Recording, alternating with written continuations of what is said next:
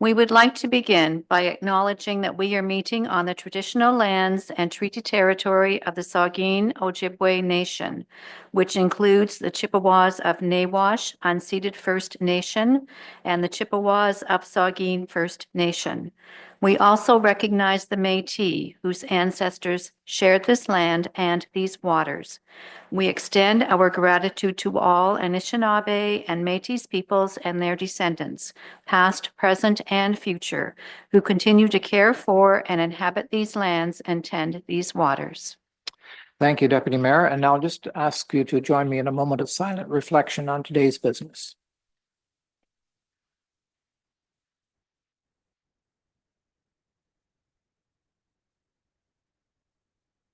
Thank you. Is there any disclosure of pecuniary interest? I see none, but if it arises, you can make us aware of it at any time. Announcements. Around the horseshoe. Deputy Mayor, you're usually have lots for us. Your Worship, yes, I always seem to have something to share, and I have two this afternoon. And the first one is a special new event that's happening in our community called Evening Fest. And that's taking place on Saturday, November the 9th at 7 p.m. at Meaford Hall. And this is put on by our Downtown Meaford group. And the attire is requested to be black and white. There'll be a silent auction, and the information suggests there will be lots of fun, frivolity, and fashion. So it's going to be an extraordinary evening, exciting with entertainment and a lively combination of fun-filled activities. So the tickets are $25 and available at Meaford Hall. Secondly, and this is exciting, Grey Roots is celebrating its 20th anniversary. They're having a fundraising gala on November the 8th from 7 until 10 p.m. There's a cash bar provided by Grey County's own Thornberry Cider Company, and there will be live music provided by local jazz ensemble, the Ken Kelly Trio. So it's a great opportunity, if you haven't been to Grey Roots lately, to come out and to see the exhibits and to celebrate that milestone. The tickets are $100 and available at greyroots.com. Thank you. Councillor Greenfield, I saw your hand. Thank you, Your Worship. Yes, I would like to mention that coming up on Sunday, November the 3rd at 2 p.m. at Meaford Hall, there will be a performance entitled The History of Meaford, 150 Years in 125 Minutes. This show is a part of our 150th celebration activities. Everyone is invited to come and obtain an insight of some of the events that occurred in our town over the past many decades. The show will feature some of the members from our talented Golden Heirs, who will be presenting some songs from yesterday, some popular songs. Will also involve a cast of your neighbors, your friends and neighbors. Everyone involved is a municipality of Meaford citizen, and it looks as if it's going to be a very interesting afternoon. Tickets are on sale through the hall, $15 for adults and $5 for children. Thank you, Your Worship. Councillor Bell. Thank you, Mr. Mayor. With 3 weeks to go, we are planning on our Remembrance Day services, and on November the 10th, on the Sunday at 10 in the morning, we are gearing up for our ecumenical church service, which takes place at the Meaford and St. Vincent Town Center, the hall there.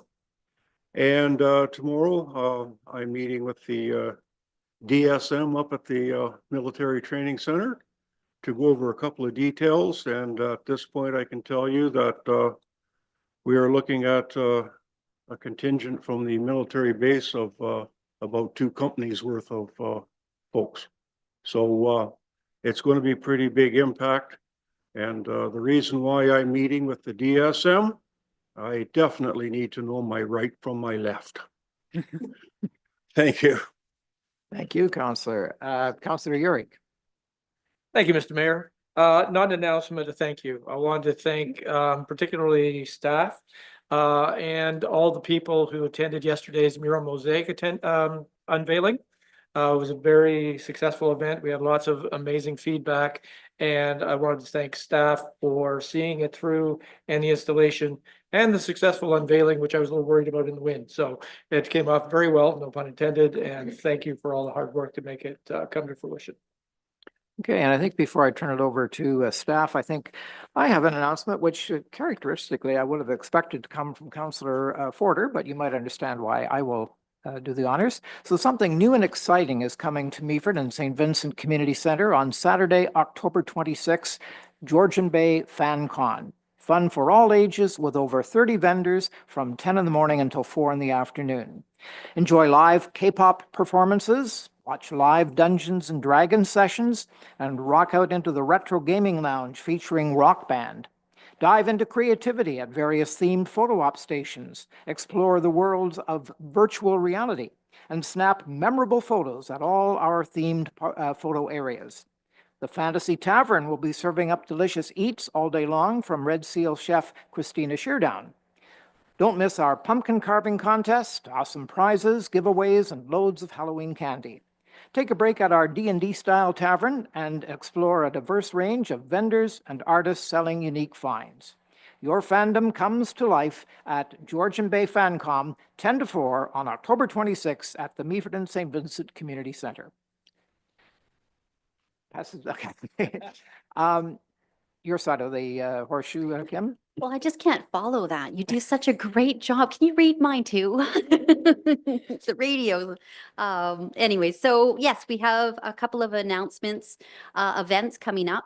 The municipality is putting on a Community Connects. In the past, we've done open houses and we've done Come Talk to Me. This is an opportunity on November 5th from 10 till 2 at the Meaford and St. Vincent Community Center to come. All of you will be present, I'm hoping still, and staff as well. We'll have tables and some events and prizes and things like that. As well, we'll be doing an online engagement, so people that can't get away during those hours will have an opportunity to still send in their feedback so that we can continue to progress.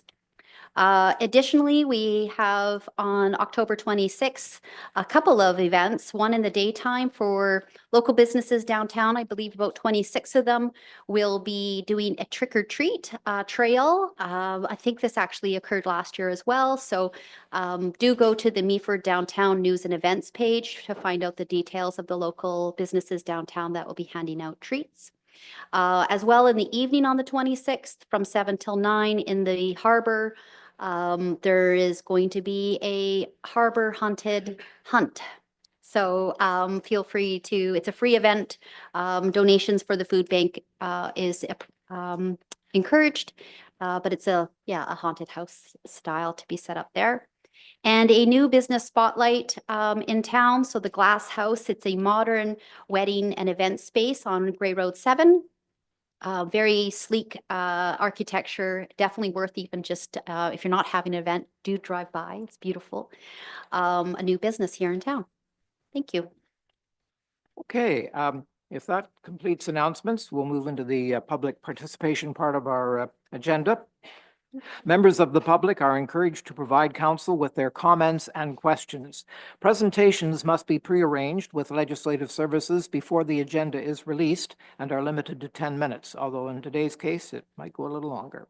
If a member of the public wishes to make a deputation on items on the council agenda or to ask a public question of council, they may do so either in person at the council chambers here or remotely via Zoom, phone, or internet. Members of the public wishing to make a deputation or ask a public question must register in advance with Legislative Services by 10 in the morning on the day of the meeting, and you can do that by contacting Deputy Clerk at meaford.ca or calling 519-538-1060, extension 1110. An email with access information will be sent to those who register for remote participation. Deputations are limited to 5 minutes and public questions to 2 minutes. And a reminder, the public can watch this meeting live via the Municipality of Meaford's YouTube channel, www.meaford.ca/YouTube.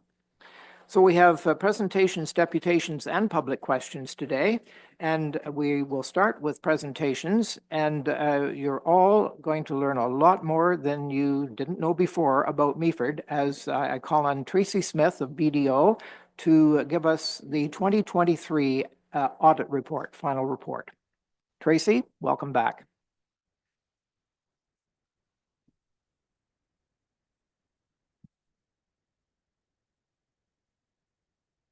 Thank you. This is on, yeah. Well, thank you for having me here this afternoon. I didn't know I was getting to go first, but we'll try to make this as short as sweet because I know everyone doesn't like numbers just as well as I do. So I'd like to thank Val, Justin, and all the finance team for their assistance during the audit. As your auditor, we have the responsibility to communicate with those charged with governance on an annual basis. Our report is included in the agenda package on page 21. The report contains all the required communications under Canadian auditing standards. It is similar from year to year because the content is prescribed by those accounting standards. So I'll provide just a very brief summary of the communication, and then I'll provide just a high-level overview of the draft financial statements, which are contained in Appendix X, or Appendix A.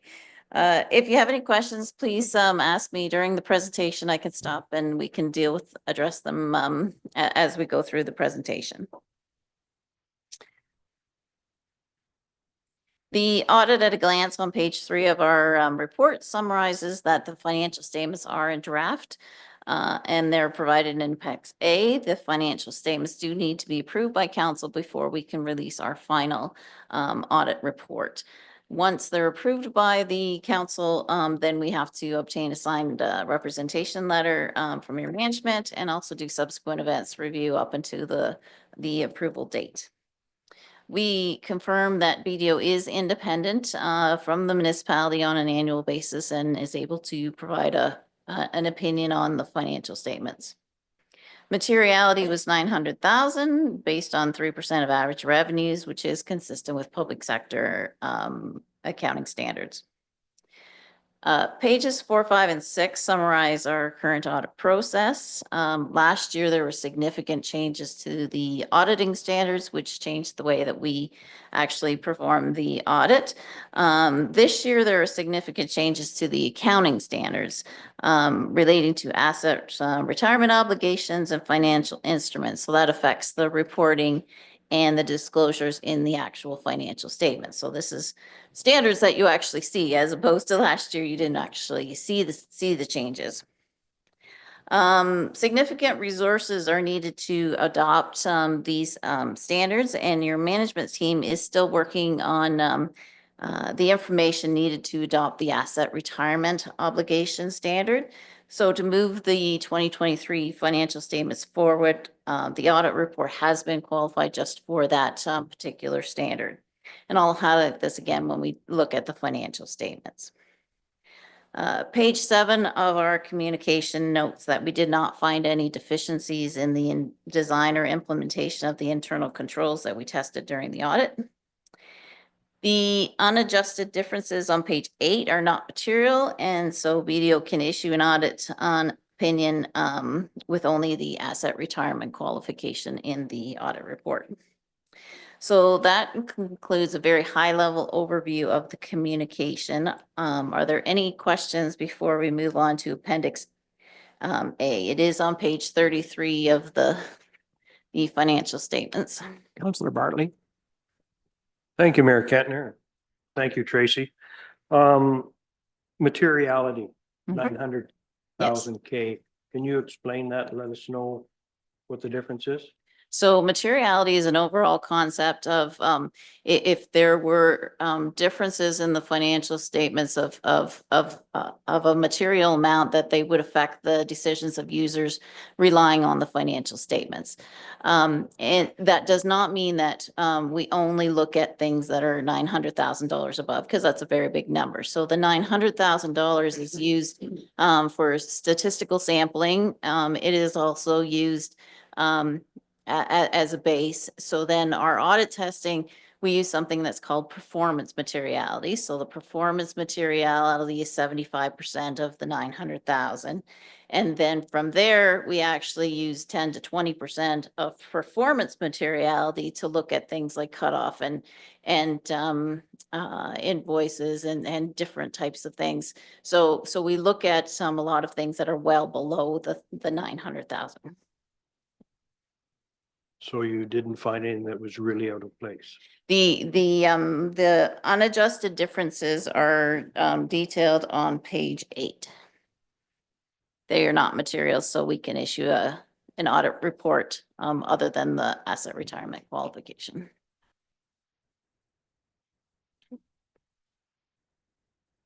Okay.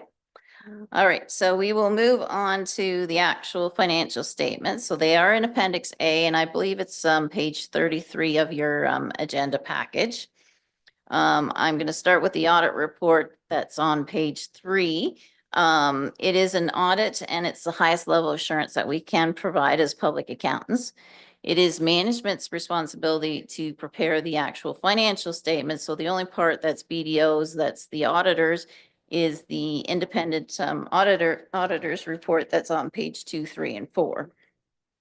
So as I mentioned earlier, the asset retirement obligation standard requires a significant amount of time to identify, calculate, and document estimated liabilities to remediate capital assets when they are retired in the future. So the majority of the liability will be will involve calculating a liability for things like asbestos and other designated substances that would have to be removed from buildings under legislation in the future when those buildings are retired.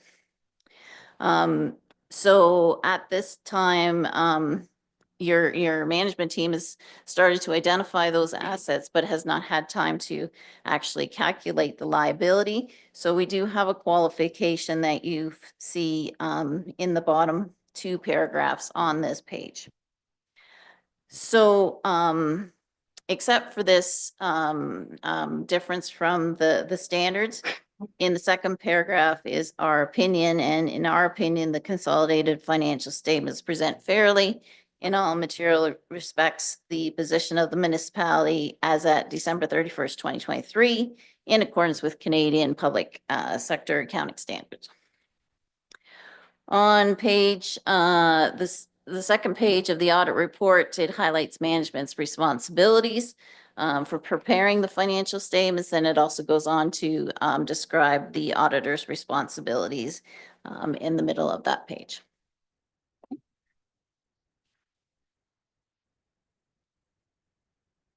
On page 5 of the financial statements is the statement of financial position. So this is also known as your balance sheet.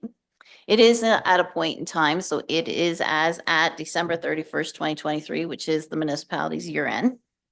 The financial statements or the financial assets at that time totaled 35 million, which is a significant increase of 7 million over the prior year. Most of the assets are in cash and investments totaling 28.6 million. So there was an increase of 5.3.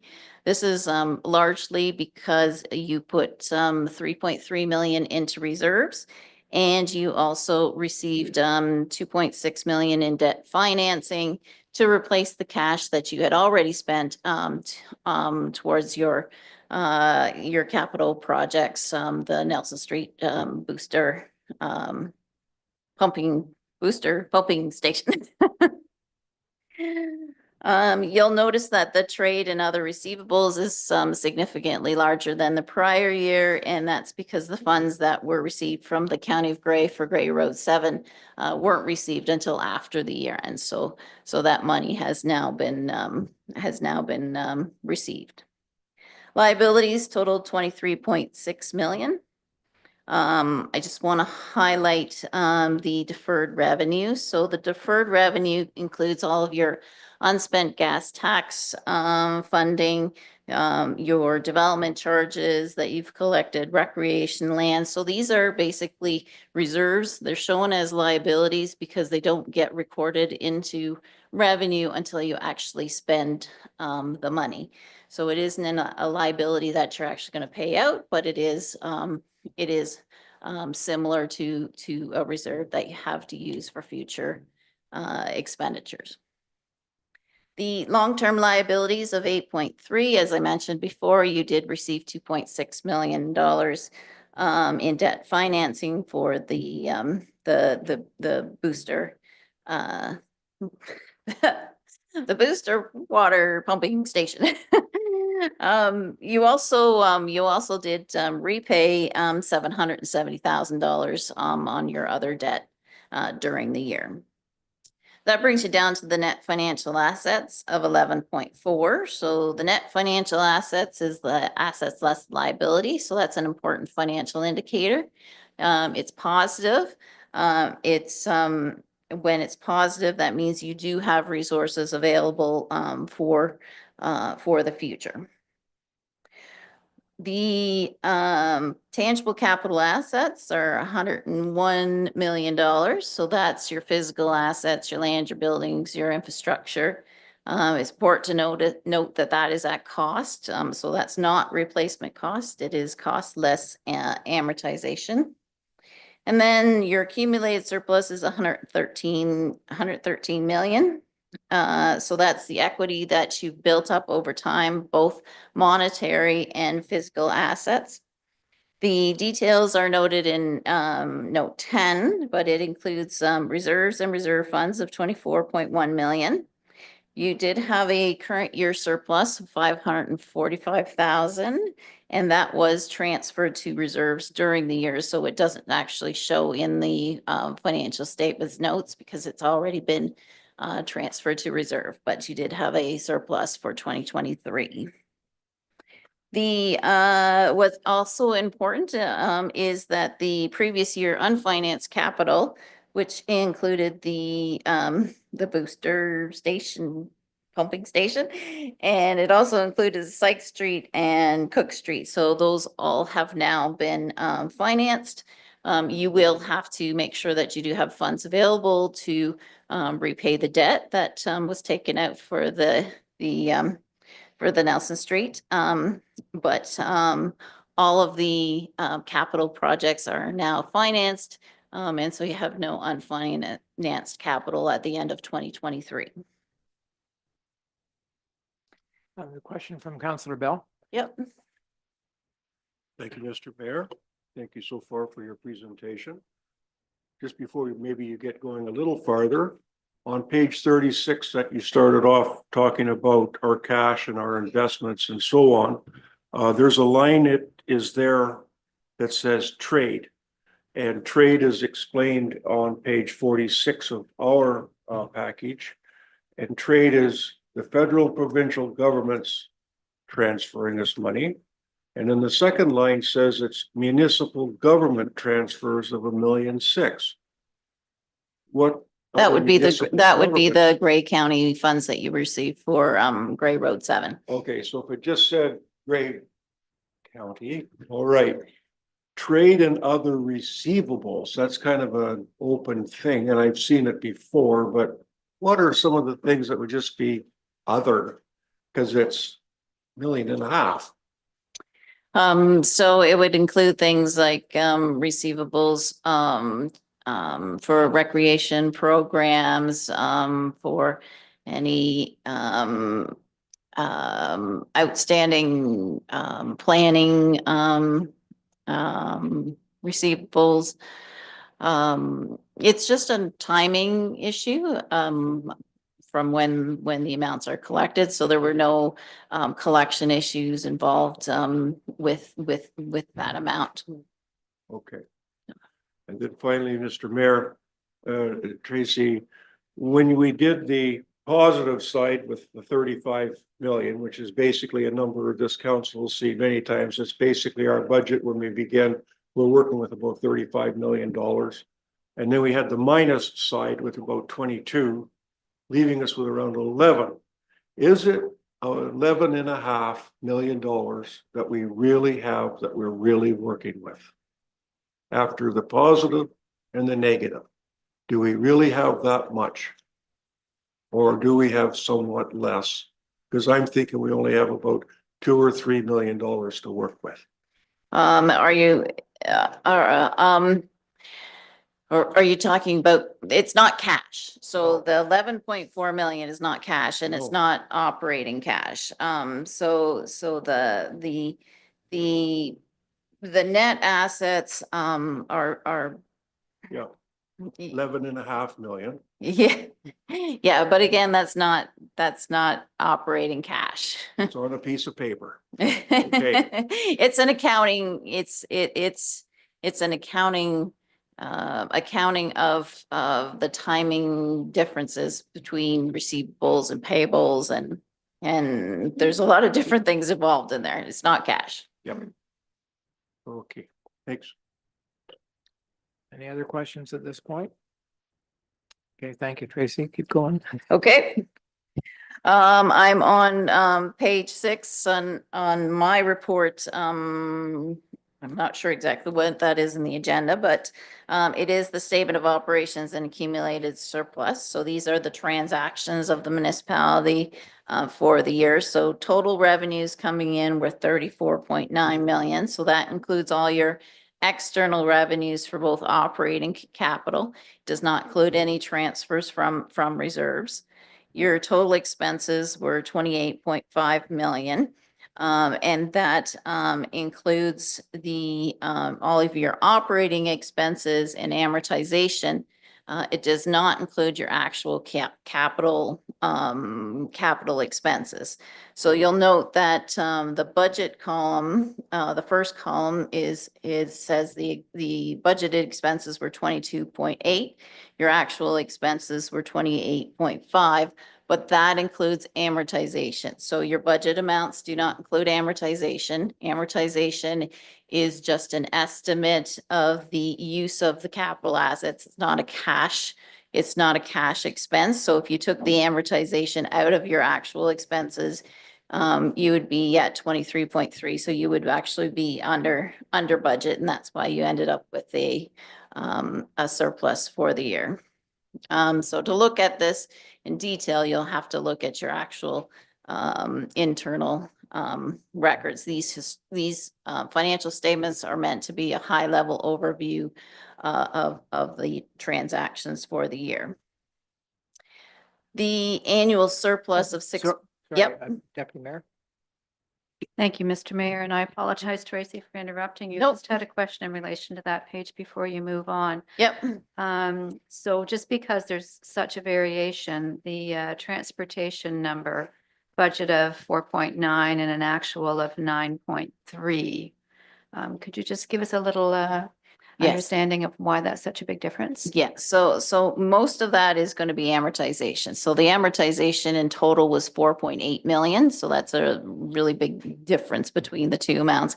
And most of that is in transportation. So there'd probably be $4 million of amortization in there. The other though difference is in the Gray Road 7. So there was a county portion of that that got paid that you received the money for. So the revenue is on the revenue side, the expense is on the expense side. And it's in the operating expenses because that portion of it wasn't your road. If it had been your road, then it would have been capitalized. So you got $1.6 million of operating expenses towards that road that are in your 2023 numbers. And that's why it's looking so much larger when you look at the 1.6 plus the amortization. Okay, thank you. Okay. Following down on that page, we come to the annual surplus. So the annual surplus is 6.4 million. So again, it's important to highlight that's not your operating surplus. That's not the operating surplus is the amount that affects the tax rates and how much you collect. The annual surplus on this page is focuses on the long term. So it is looking for you to bring in external revenues to pay for your debt financing and also for your capital purchases. So you always want that number to be positive. You always want that number to be fairly large because you do have a large amount of capital projects that need to be financed. So I just want to make that clear that that's not affecting your tax rate. That's looking at the long term. So on the next page, we take that 6.4. We take that 6.4 million in the annual surplus and we adjust for the accounting amortization, and then we actually subtract the actual capital purchases that were made during the year. So that brings us down to the net increase in net financial assets. So positive indicates that you have money to pay the debt payments, and it also means that you're transferring amounts to reserve. So a positive or negative, a positive doesn't mean it's good, a negative doesn't mean it's bad, because you'll notice in your budget column, you budgeted for a negative increase, a decrease in your net financial assets. So that means that you had budgeted to take money out of reserves. So since you didn't go forward with some of your capital projects, you didn't need to take that money out of the reserves. You actually ended up putting money into reserves for those capital projects for the next year. All right, so that is a very high level overview of the financial statements. Is there any other questions that anyone had about any of the notes or anything in the financial statements? Going once, twice, 3 times. We're there.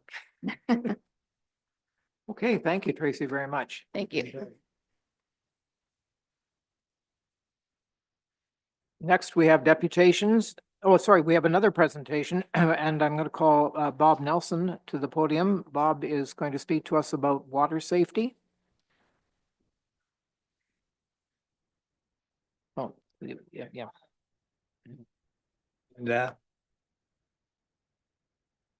just a little history. I was raised in Leith from a young age when I was 3 or 4 years old.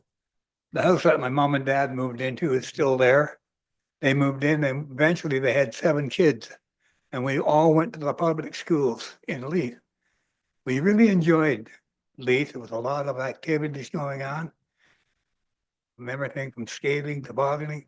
And the most beautiful part about Leith was the river. But in the last few years, it's become an eyesore. I don't know how many people here know where Leith is or has been down there. I've got pictures here of the river almost closed off. That used to be a really good fishing river, Bothell Creek. It now flows into what I call Lake Leith. Somebody has called it a lagoon. I just want to find out what kind of response we're going to get from the Meaford to do something to fix this problem.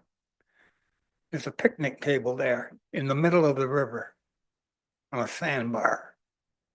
They were never there. When my mom and dad bought a house in 1949, there wasn't anything like that. You could actually put a boat in the river and tie it up to a dock and go fishing. You can't do that anymore. Fish are having a hard time going up the river, and the ones that are up there have spawned, they can't get back. The ones that are waiting to go up the river to spawn, they can't get up. People are putting rocks in the river to slow the flow of water down. So my challenge is to you to either fix it or give me some direction on who I can call to fix this problem. It might be too big for you people. Maybe we can get somebody else to do it. I don't know. Can I just ask if you can tell us what you think has caused the problem? The fundamental reason why? I think a lot of the problem is the rocks that we're putting down in there, the big square rocks. And who's putting those down? Was it Meaford or was it Owen Sound? I don't know. Won't be Owen Sound. It wasn't, It's in the municipality of Meaford. so maybe Meaford did it. I don't think so. How long have you guys been in business? Pardon? How long has Meaford been in business with Leaf? Over 20 years. Yeah, Yep. So we should know the answer to that. And I think I can only deal with one person at a time here. So do you wish to comment on this? We'll get to the bottom of it and see what, yeah.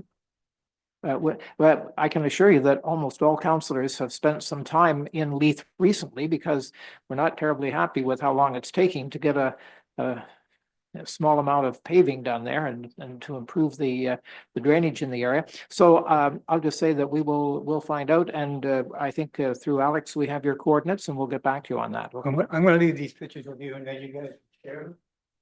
Yeah. I'm sorry, I can only really take speakers who have registered to be a speaker, so. Do you not But- register?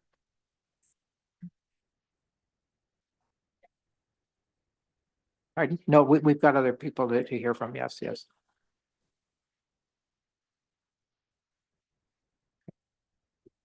So we're gonna go back to that gentleman after we've completed, okay. So next we have deputations on agenda items, and these are 5 minutes each. And here I want to call on Andrea Leeming. It's regarding item 9A on our agenda, a heritage permit for 6 Parker Street East.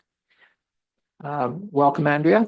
Hello, good afternoon, your worship, councillors and staff. My name is Andrea Leeming.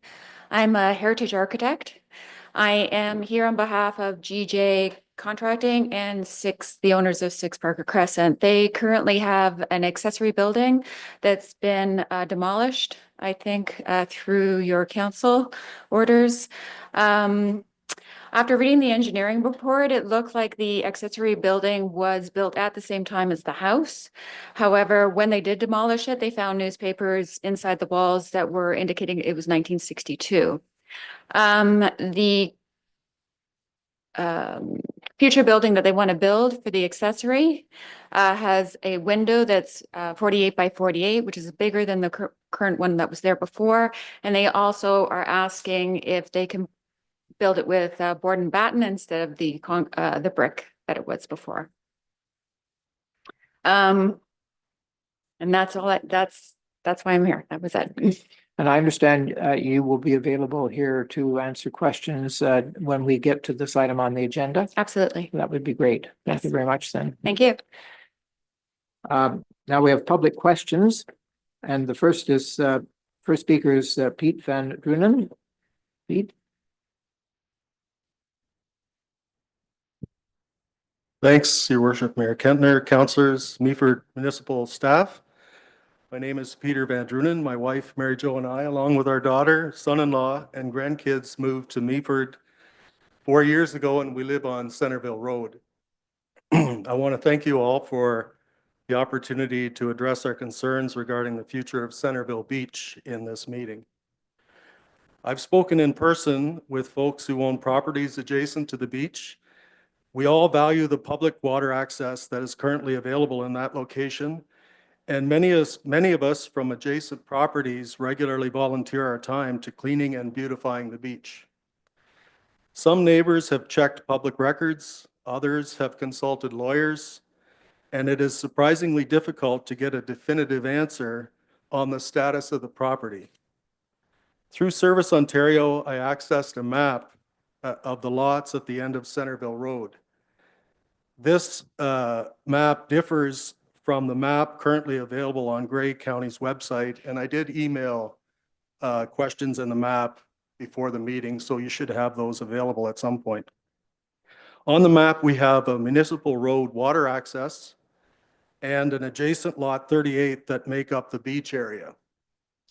Obviously, we're in favor of continuing the public access, perhaps with changes in place to deter overnight parking and camping.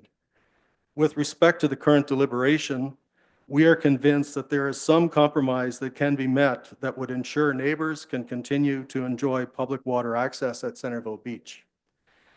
I've been asked to reduce my questions to a smaller amount, so I have a combination question here. And my question to the council is, what is the status of the properties at the beach? Who has final authority that determines the status of the property? Will there be public consultation ahead of the decision-making process? And how will all this be communicated to the community?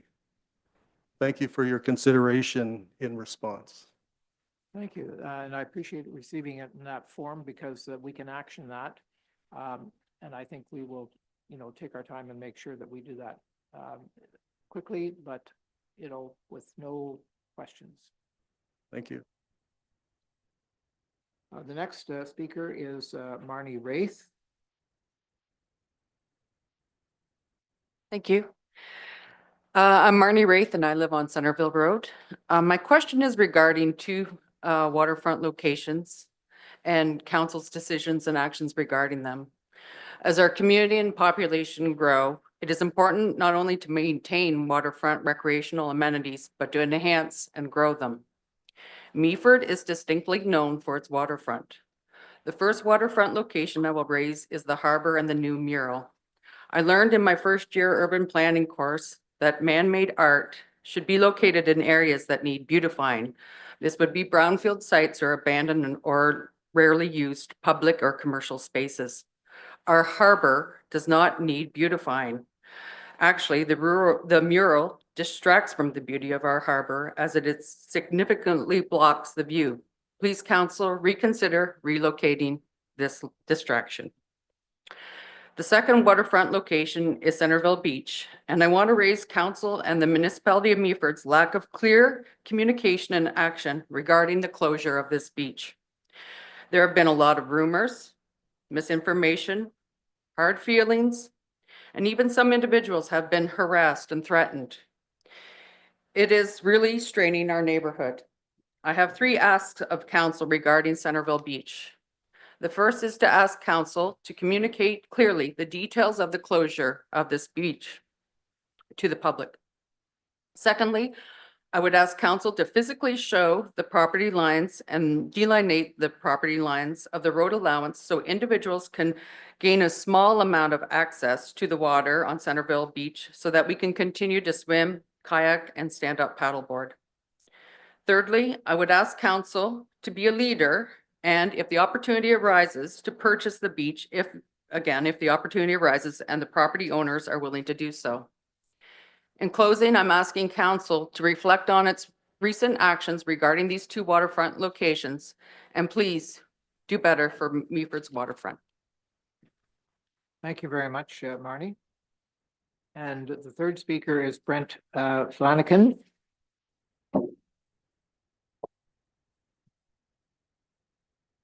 Mayor, Deputy Mayor, councilors, and staff, thank you for letting me speak. My name is Brent Flanagan. I live at 194 Lakeshore Road South. I spoke with Kim back earlier in the summer regarding the Centerville Road Beach, and she said that a claim of ownership had been made on this property. So my wife and I hired a fella to do a deed and title search on that specific lot. And I received the results yesterday. So my question is, do I need to give these documents that address ownership of that lot to someone at the municipality? And if so, to whom do I give them to? And is there a deadline that the municipality has for submitting any ownership documents to the municipality? Those are my 2 questions. I want to close with, my wife and I have no personal interest in the lot that has the beach on it. if through research, we in fact do own that lot, our intent is to offer it to the municipality at a nominal fee, so the beach can remain open for the public's use. And that's all I have. Thank you. Thank you very kindly. And I think, Kim, can you answer the question? Do you wish this file or not? We can certainly take the file as correspondence and then log it in. So if you want to just email it to us, that would be great. Or not email. There's a lot of it. Like, I'd rather just come into the office and show you what I've got, and then you pick out. I don't think you want all this. No, I'm guessing that. All No. right, we'll figure it out. Okay, so Yeah. we'll just meet. Okay. Yeah, thank you. And now I'm going to call on the gentleman who felt he wanted to participate but wasn't registered. If you'd like to come to the microphone now. If you'd like to come to the microphone now, you had a question or a suggestion? Okay, no, I'm Peter Couture. I used to be president of the Great Lakes Métis Council for over 20 years in Owen Sound. I just want to come this fellow here because we talked about the mouth of the river. Well, the rocks that he's talking about was put there by Rudy Meyer. I think you remember him, Steve, when he used to own the old store, to help the flow of the river back in them days. And because of all the northeast winds we've been having lately, kind of pushed them out of proportion there, and somebody else has stuck them where they ever wanted to put them instead of them staying at the mouth of the river. They got them moved up along the beach a little bit and stuck out there. To me, that is what's causing some of the problem with the mouth of the river closing off, because now you don't have that flow coming out of the mouth of the river because it's moved from where it was. And upriver, I can tell you upriver, there's 2 beaver dams that's causing some of the problem. That's the Métis with Bruce Power, Gray Sauble, Trouts Unlimited. We've been working on that river for the last 2 years, taking out, to make it easier for the fish to get in and out of there. And now that they can't get in, it's like 2 years of work we did for nothing. And all I'm asking is that to come over with him to say to you guys is, would you like to partner with the Great Lakes Métis and Owen Sound? Because I have all these other ones, Bruce Power, Nuclear Waste, these guys partnering with us to do that river. If you want to be involved with it or you don't, because it's in your municipality of Meaford. That's all I come over to ask. Okay, well, thank you. And so I don't believe we got your name. I'm Peter Couture. Yeah, oh, okay, Alex has it, that's fine. And my son now is president of the council that I used to be president of. Well, thank you for helping clarify the whole Yeah, situation. That's where the Greatly stones come appreciated. from. And we will look into this. This Yeah, river is part of the municipality of Meaford, and it's important that it function and allows the fish to. It's really for everybody. It's not just for Métis people. It's for everybody in the area that wants to come. There's lots of people come up from Guelph and use that river to fish. Thank you Steve very over there, much. he's probably fished that over the years too. We go back a lot of years. My family's been in Owen Sound for over 300 years. Wow. Yeah, thanks. That's all I got to say. Thank you very much for your participation. Now, did you have a question for him, Rob? Yes, thank you, Mr. Mayor. Sorry, you did mention the Gray Sauble Conservation Authority. Yeah. So you have been dealing with them in this regard? Yeah, we got to sit on my back, but maybe. Sure. Yeah, we have Gray Sauble, we have Bruce Power, Nuclear Waste. I'm just sorry about that. Okay. We have quite a few people working with us on this. I just wanted to know if Meaford, because at the end of this, I want to put like a picture or plaque, whatever you want to call it, you can have it on the wall, stating this river was cleaned up, brought back to, one time it was the main river for rainbow trout in Owen Sound. And I want to try to put it back there because myself, I have 13 grandkids and 9 great grandkids. I want something for them. Okay, the reason I ask is because, I would like to see, Mr. Bell and myself are on Great Sauble Conservation Authority Board. Have not personally seen this in the last 2 years we've been on it. So I would like to see it kind of addressed at that level. Yeah. So whether a presentation, we will definitely ask CAO Lantier about it. Yeah. But just whether or not another presentation to them might be in order, just to serve as a nice reminder to kind of carry this on. Well, I'm meeting with Bruce Power tomorrow at 12 o'clock down there. Okay. I'm not sure if Great Sauble is going to be there tomorrow or not. Okay. But we did have a whole bunch at the start and they've been kind of weaning themselves away because the Great Lakes has been doing all the work. It's just, you know, it's just to get more people out there, seeing what's going on. It just seems to be now, the way it looks, it was just a waste of 2 years' time. Thank you. Thanks for let me say something over here. Just to let you know, we do have the CAO from Bruce Sobel coming next meeting to do a presentation. Okay. So now, are there any council inquiries today? Councillor Bell. Thank you, Mr. Mayor. And through the CAO, I have a question on a policy that the municipality of Meaford has. And it's one that I was inspired to bring forward, and council supported it. And since we have a few people now in economic development, I am asking, there has been very, very little movement on the business recognition certificates. And it was something that I was inspired to do, because if a business is celebrating a milestone, you can contact your MP or your MPP and you get a signed nice certificate saying congratulations. And what this council moved forward on is that the municipality of Meaford would also have a certificate, and to add our touch to it, it would be signed by every sitting member of council. And since we have an economic development team, I'm wondering if we can be re-energized to look into that and advertise for businesses when they have a milestone that they are accomplishing. Because I haven't seen one, and I don't think we've seen one now for quite a while. Thank you. Well, thank you very much for bringing that forward, and certainly I'll look into the policy, and then we can look at how we can bring that into application and get it going. Thank you. Deputy Mayor. Thank you, Your Worship. And a question for Director Wiley, because you can never escape this part of the agenda, Jessica.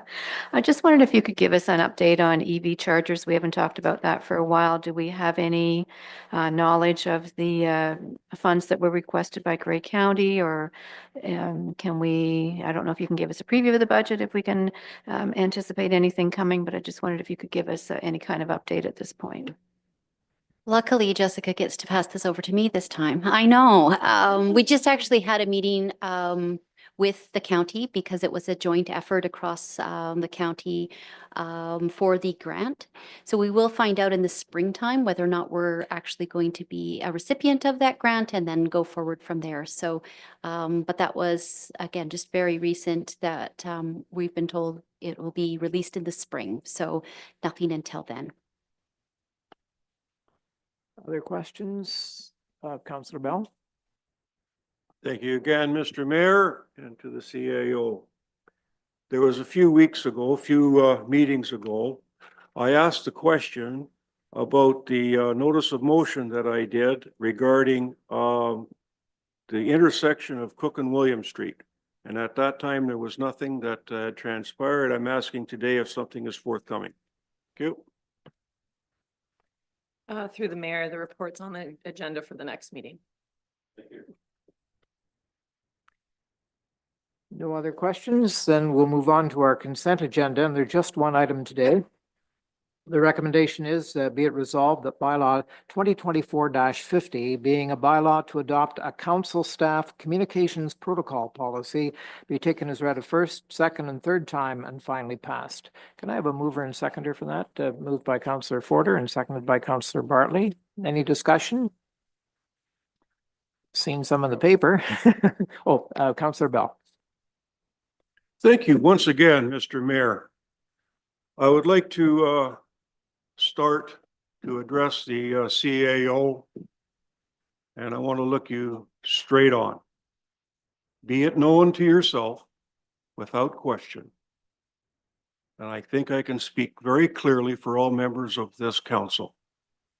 We respect your office that you hold very much.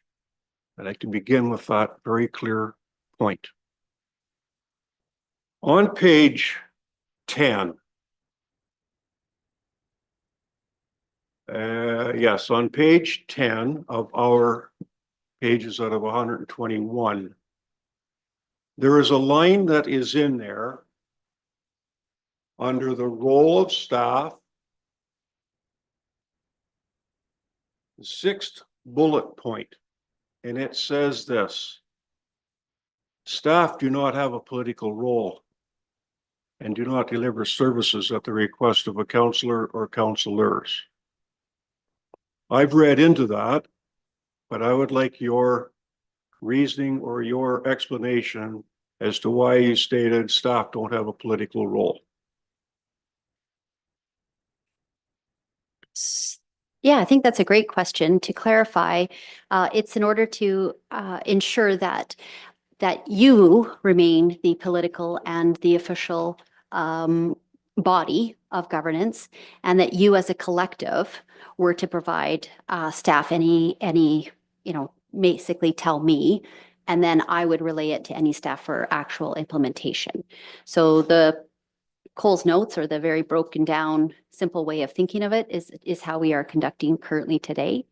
That staff won't have a specific direction from 1 or 2 of you or 3 of you or 4 of you, but instead it would be to come here to bring a directive forward. I would take that on and then roll it out with the senior staff. Mr. Mayor? Yes. Yeah. Thank you. Well, I think I would like to amend the wording. Okay. And when I said that I read into that, I'll be careful on how I present this. Each one of us were elected, and in this new protocol, we've been reminded very clearly to stay in our lane. And we've been reminded very clearly about our responsibilities under Section 223. And we've been reminded as those that represent the people who call us, who ask us to visit with them, who ask us to be involved to a good degree to gain some knowledge of why an individual or individuals in any area of our municipality ask us to look into something because they give us a call. With respect, they elect us. And I would like to see the wording changed when it says that staff do not have a political role. We are energized to move on those requests. We are energized to converse with people, sometimes nearly immediately. When it says that staff do not have a political role, I would like it to say this, and I'll move this, I'll need a seconder, that staff are an employee of the corporation of the municipality of Meaford. Leave out the fact that staff are not political. We are. And that's been driven to us many times throughout this new protocol. Staff are employees. We direct. It's followed through and delivered. But I read into that by stating that I believe that as counselors, we are motivated and we are energized to move when people ask us questions because they voted for us. Thank you. Is there a seconder for that? Or we can't discuss it until we have it on the floor. Are you seconding it, Councillor Farley? Okay. I think I see a few, blank stares here. Is then anybody got a question for Tony? What he's looking for here? Councillor Bartley. Thank you, Mayor Kettner. And Tony, are you saying that as a counselor, you want the latitude to tell staff what to do? Pardon me? As a counselor, are you looking for the latitude to tell staff what to do singly? That's what I got out of it. Absolutely not. Okay. Absolutely not. My view on this is when it is stated that municipal employees are not political, I have determined what that means is we move on things right away, answer them right away, the people, because they voted for us. to put a finer edge on it. I've had someone write recently with questions that they have had, and I had to explain our position. They said, why do we even bother having counsel? And that's because I told that person, we represent stability, organized government, trust for the community, and that we are the first line for your representation to be heard. That is a supreme duty that we have. I take it seriously, I know you all do. But just saying that staff don't have a political role and they don't deliver a service at a request of a councillor, what's the political role comment have to do with when we make a request through the CAO to be delivered? That to me is the process, and that staff are employees of the corporation. Thank you. If I may just bring, so I think by looking at it just in its own section, and certainly, obviously, it does come across not as intended. But if we look up to the top where it has the role of council and staff, so where we share a commonality. So up in the top one, and almost the first, is uphold the commitment of accountability and transparency among council and staff and the general public.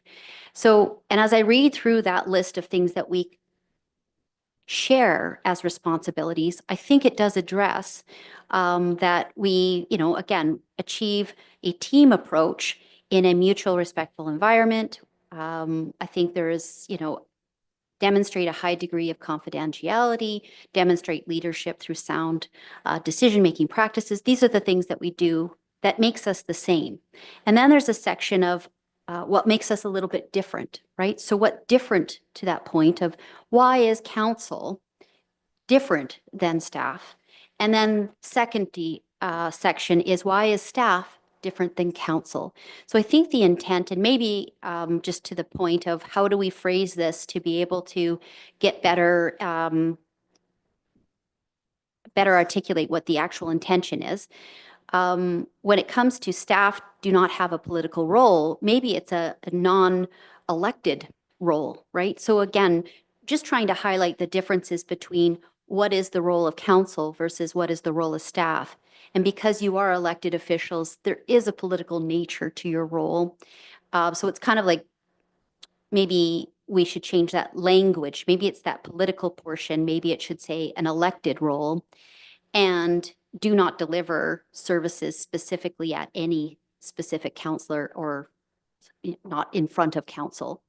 So maybe if we change that language, again, to better reflect to your point, that staff are not elected and we don't deliver services at any specific person on council, that it needs to be a collective decision passed by council. So we can play with the wording on that. Would that resonate better? Thank you for that. Thank you for your solid thinking on that. And Mr. Mayor, I would change what I said. If the CAO is comfortable with that, I would amend my motion to be the reflection of our CAO's comments. And we need a seconder. Just trying to follow the bouncing ball here. I think it's okay. I second it, so I will second his amendment. Okay. Is there any further discussion on this? Councillor Greenfield? Well, my concern doesn't apply directly to the amendment. So should we deal with the amendment first and then? Yes, I we would have to jump deal with in? the amendment Yeah, first. okay. Yes. Deputy Mayor, did I see your hand up? Separate question. Oh, separate question. Okay. Then are we ready to vote on this proposed amendment? Mr. Mayor, if I may, if I could read out what the amendment, Please. what we would be changing the policy to. So the amendment reads that bullet 6 under the role of staff of the policy be amended from staff do not have a political role and do not deliver services at request of a councillor to staff are not elected and do not deliver services at a request of an individual councillor. Is that what you said?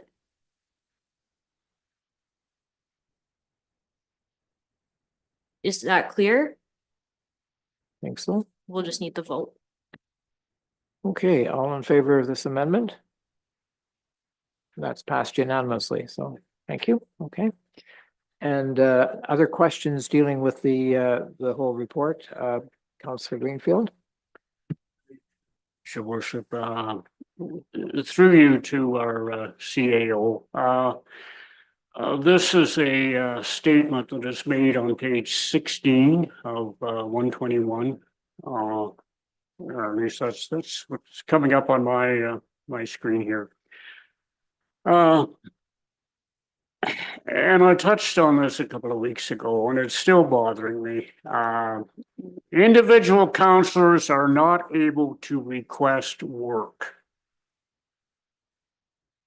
And I guess I have a problem with how to interpret that. And I guess not so much the word request, but so much the word work. I would think there are a great variety of jobs for municipal staff to do. Everything from coming up with a tender to build a new bridge, to look up a bit of past material, to reply to a question a counselor asked.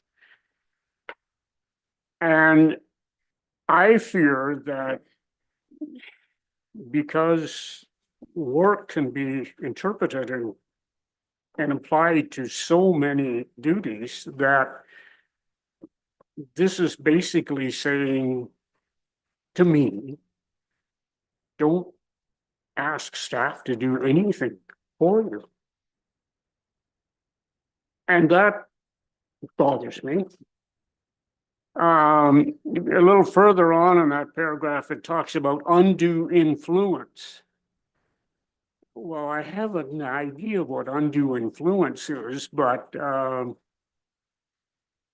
I don't know. There's words in there that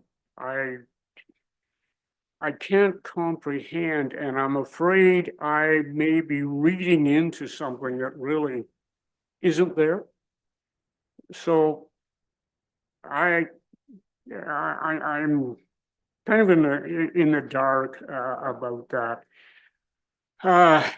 Again, I go back to 224A of the Municipal Act. Councillors are to represent the public and to consider the well-being and interests of the municipality, and that is so broad.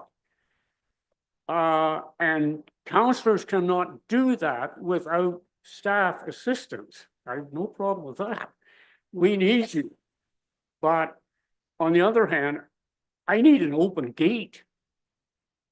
And I fully appreciate our CAO has been very open to council coming forward, but some of the questions I've had or have had or will have are, I don't really know if I need to tie up the CAO's time with what I'm asking.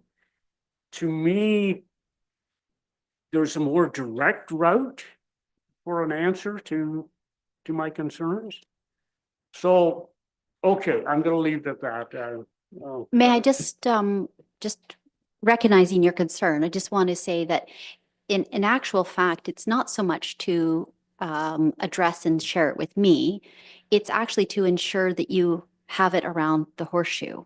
So keeping in mind that the direction actually is the strength of all of you together. So it is on those votes that you're making that actually empowers or powers that directive. And by removing that, it removes the transparency from the public and from each other. If we were to have it, let's say, one-offs on the street. So the importance is to come back to, again, before I was here, before everyone, kind of fell into this, and when the province delegated down the authority to the municipalities, the intention was to have it, again, for you to be each elected members representing the community, to your point, that greater good, but also then to work as a team as well, to make sure that across the board, no group was left behind, right? No group of residents don't get a voice, and that all of you would take a vote on that. So again, I just want to clarify, it may sound like, because it's coming through me, but it actually, the importance of bringing it is to each other, and then voting on it and deciding that's the way forward for our community. I just happen to be the other point to group, to collectively pull all these together and then go and implement the best we can. So I just think, just to kind of point out, yes, the particular wording in this sentence, individual counselors are not to request work. It's to again, bring it back to this forum to ensure that all of you, or the majority of you, vote for that work to be done. And then it transpires over to me, and then implementation. So I think we have created, if you will, the additional definition where we say, to your point, we don't want to wait 2 weeks to get information. We don't want to wait 2 weeks to share and communicate. We know that that needs to happen at a faster rate. And it needs to actually happen to our residents as well. So, I'll use the example when, I'll say even myself, when, before I was in this role, I would put in a question. I'd like to know where that question's at, right? So we want to get to a place whereby people know where their questions are being answered and where those are at, just like you as counselors do. So we've actually created, I'll say, a different avenue for inquiries so that we can stick to making sure that all work that is being directed comes in front of all of you, and you all, or the majority of you, agree to that work before asking for it, because work usually comes with costs, and costs comes with taxes, right? So we want to bring it forward to everyone here to make that decision so that we're clear. But we've created, like I say, this other pathway so that communication and information sharing doesn't get slowed down. So if you're seeing that you feel like you can't ask a question because questions could be considered work, I understand, and maybe we can again wordsmith it to better represent. But the intention is that, and I think we do say, hold on here, because I think we actually say somewhere in here, the management, any issues? Sorry. Mm.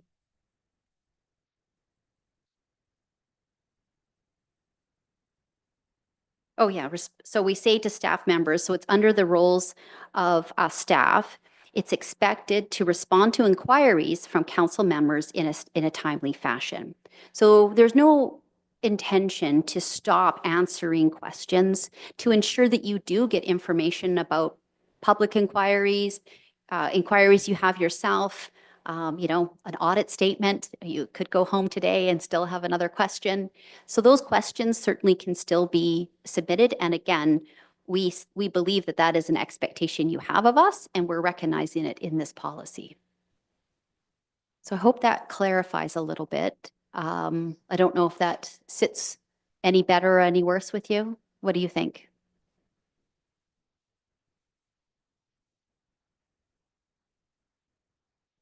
Deputy Mayor? Thank you, Your Worship. I think the elephant here is that a number of us, most of us, were here at a time when we were not permitted to talk to staff and staff weren't permitted to talk to us. And that was very challenging. And I think that haunts us still.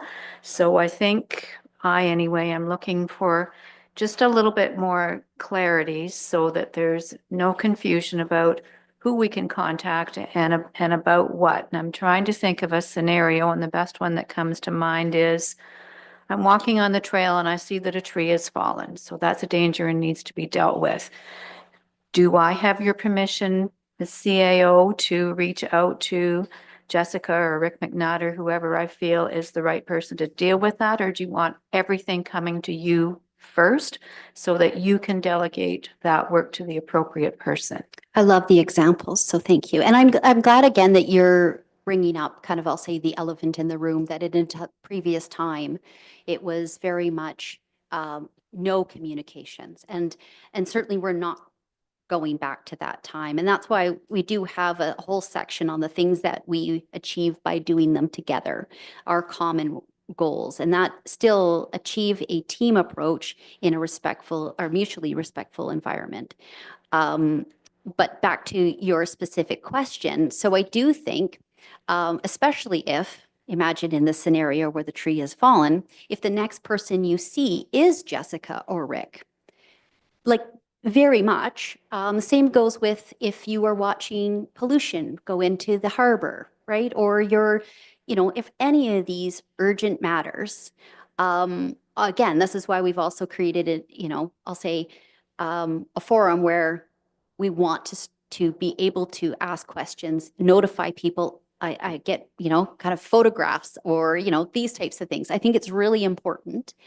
I think I can also say for most of these things, at least I certainly don't know of one where it hasn't been able to, where you haven't been able to send it to me and me to action it right away. But don't wait. Don't send me something and then hope that the pollution stops running into the bay or that, someone's on their way. So I think in that specific instance where, let's say the tree is already down, it's not potentially falling any second.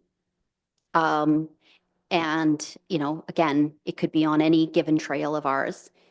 I would like you to be able to reach out to me first because I think I can know potentially who's on shift and what's happening faster than.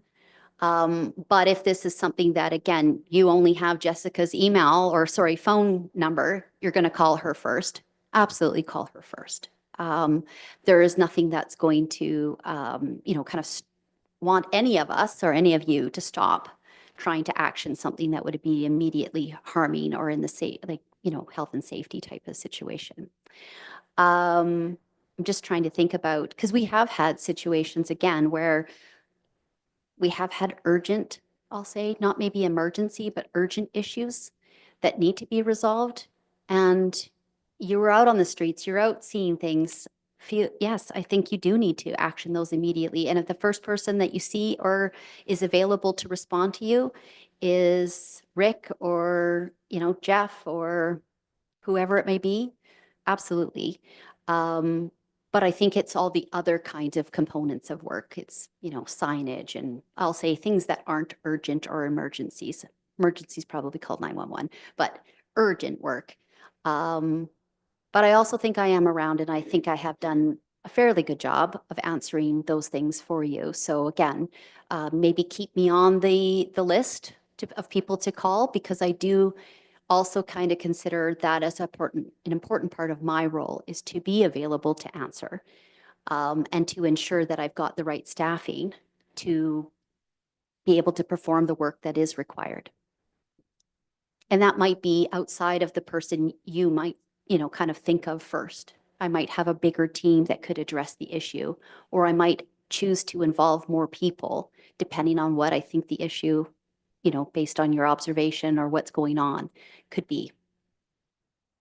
Does that help, Shirley?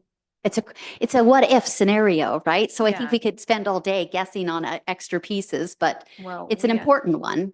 It is, and I think for us, because we've had a number of CAOs now, those of us who have been on council for our third terms and Harley for even longer, and everyone understandably has their own style and their own preferences for communication, which is what we're speaking to. So I'm just wanting to make sure that we're all on the same page. So what I'm hearing, Kim, is that you would like us to come to you first, to call, email, or text you first, and then allow you to distribute that work wherever it needs to go, unless I happen to just pass Jessica and say, hey, Jess, I just saw this, and allow her then to take the ball and run with it. But predominantly come to you first.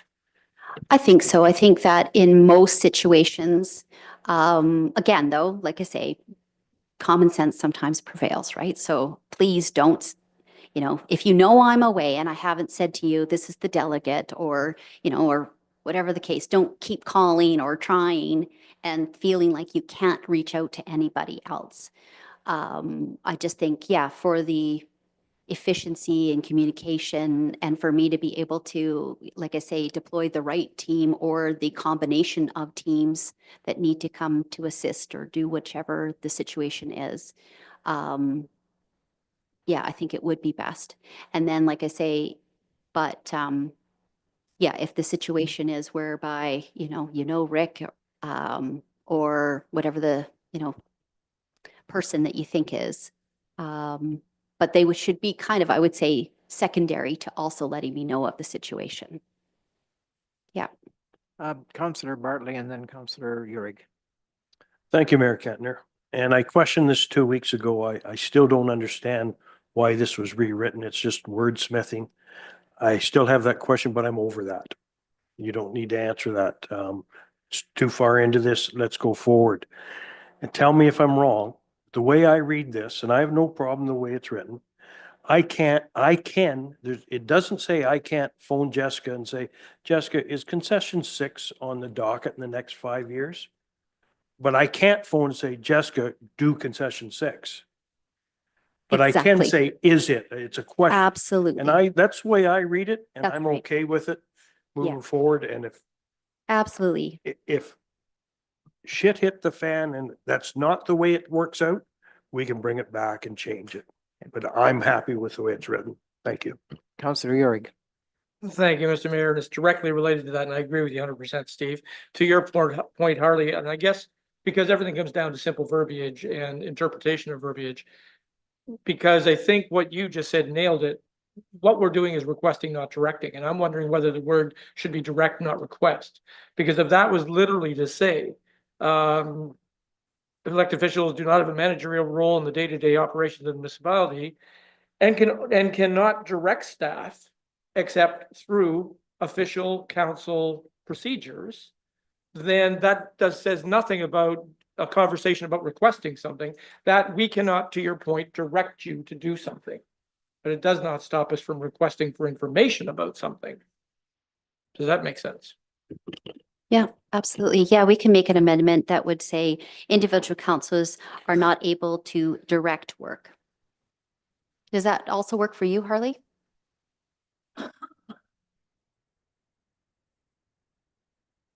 Or get closer?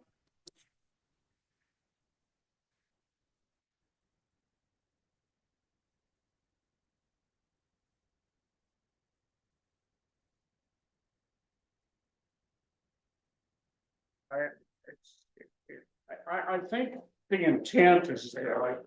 Oh, you're my. So I think the intent is there in your report. I'm just having trouble with some of the words, and I think what I'm hearing from what Steve asked and what Rob has said, that somewhat eases my mind. I guess perhaps, and it's maybe my problem, is that things have changed so much in the last 24 years as far as municipalities are concerned. We had a municipal act in 2001, but I would say it's only been maybe the last 7 or 8 years that it's actually been adhered to. There still was a lot of loose ends. So anyway, I don't want to prolong the discussion. I still have some discomfort, but I think, as far as I'm concerned, let's go ahead with this. And if problems unfold, then Mr. Bartley says we'll revisit it. Yeah, Tony is next. Tony? Thank you again. This is sort of my last one. In this revised new policy, Madam CAO, you use the word of significance, things of significance. So I'm going to ask you an example of what will be happening to myself within the next 2.5 weeks. I'm going to be going down to the Meaford and St. Vincent Community Center. I'm going to walk in there and there's either going to be Sarah or Mark in their offices. I am going to be asking them to unlock a room that I may put some things in for Remembrance Day. I'm asking them during the course of their duties of their day to do something for me. Is it significant? Is it pleasant? Because I will be asking them to break off from what they're doing. And they're going to say, give me 5, come back this afternoon. There are people who are on the job. And what has happened in times past, immediately they have got the key out and I was welcome to bring things in. Do I need to let you know, Madam CAO, I'm going down and going to engage with either Sarah or Mark? I think that's a great question. And again, I think that we actually had that a little bit earlier today too, where Mayor Kentner let me know that he'd be going to the hall. And, you know, he's going to do a little bit of a tour there. So I gave a heads up to the team. So to that point, both I think will happen from time to time. I think the concern would be is if, and again, I put this out to all of you, you know, is there ever a point in time whereby you've known of an event where one of you isn't, you know, I'll say responsible or shouldn't be in any given place? Like I do remember, again, I'm just thinking again back when I first started, you know, keys to certain areas were restricted. People didn't have access to every key, you know, all those kinds of things. So do you know of a time where staff have said, no, you can't get into this, or you've found out about another counselor getting access to a space and you thought, why didn't this come in front of council? Has that ever been an actual issue or concern back? You, Mr. Mayor, to the CAO, absolutely not. As a matter of fact, most of the staff are very pleasant. They're very helpful. I would And they think so. wish to perform a good job. And they And know, they are glad to see people come in during their day. absolutely. And I can remember, I talked to the deputy mayor about this a few years ago, because I played a degree of hockey. Yep. I never, ever truly could appreciate the work to put in an ice surface at the arena. And I went down there after they had their first couple of coats. And then they told me to come back in a few hours and you'll see it being painted. I thought, fantastic. Yeah. They actually told me I'm the only one that has ever went down to see how they did that. And they were very appreciative for me to have an understanding of what it takes Yeah, to put those paper mache items on the surface of the ice. It's absolutely. incredible work. And I didn't want to interfere with their day. I stayed in the foyer, but they were giving me a wave. Great people, Absolutely. lovely, they're happy to see it. Yeah. So that's why I don't want to see this being any kind of a restrictive, only through you at every turn. But I also expect, and I can handle, let's use the example of me going down to the arena. Right. I don't need them giving you a call and saying, Counselor Bell's down there and he's in our face and he's mucking us up, putting down the blue line. Okay. I expect that to also happen. That just make sure that we haven't stepped over the line. Exactly. And I think that's where some of these, you know, urgent issues or, you know, I'll say kind of common sense. And again, sometimes we know that we're going to be in a space like, and I can, you know, kind of give a heads up. And other times you're just trying to drop off a bunch of things for an event coming up. So yeah, I think it is to that point. And to be also fair, we've been working together roughly, I want to say 5.5, almost 6 months. And this working relationship is what I try to, and so kind of why did we take the time to write this down and why is it different than the before, is to reflect a lot more of the, I'll say, the communications that we're sending in emails, sharing a lot more information across all of you rather than back to any one given person. It's to keep those lines of communication open and also to ensure that staff also keep up to date, all of staff keep up to date with some of the changes, that it isn't a one, you know, you don't have to come through me. Should they arrive and ask for the door to open, and you've got stuff to put into a store, like it's very clear of intent and everything else, then absolutely, I wouldn't want staff to say, oh no, the previous, I'm not allowed. I have to go tell Kim that Tony's here to put a box in the storage closet. We don't want to go to that. And that is what the previous was. So this is, moving us towards more of that, what we've been working on and working with in the last 6 months of the flexibility. And I think, notably, there is a difference between a question versus, direction. So I think all of our examples and working things out together here has been really important to also, one, share with the public and with the teams so that we're all caught up to date. So one more question here from Councillor Urick, and then I think we have an amendment to vote on. Thank you, Mr. Mayor. And so I'm pretty sure my friend Councillor Greenfield is still a little uncomfortable with one part of the wording in there. And I just still thought, to Councillor Bartley's point, I mean, literally what you said is, yeah, asking questions is not the problem, it's directing it. So literally, if it said elected officials do not have a managerial role in the day-to-day operations of the municipality, while councillors are able to request information, they cannot direct staff to work, to do, and I don't know what the word is going to be there, without proper council procedures. So that way we've got both requests literally written down. We can request information. We just can't direct staff.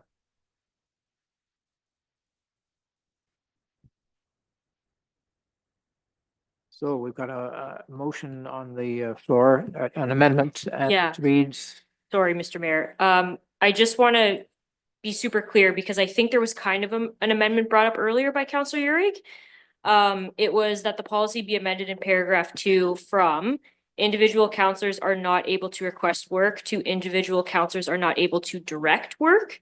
So is that, if you are moving that, we will address that first. If not, we can move on to your second suggested amendment. I will strike that and go with Okay. the second.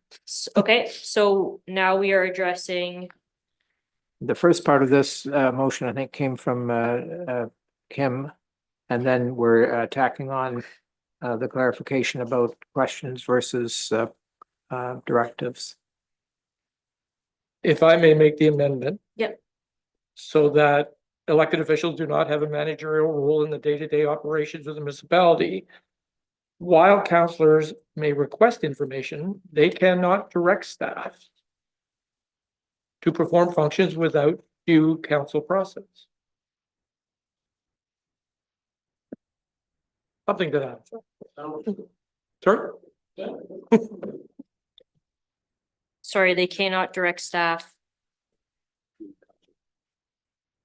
without proper council process.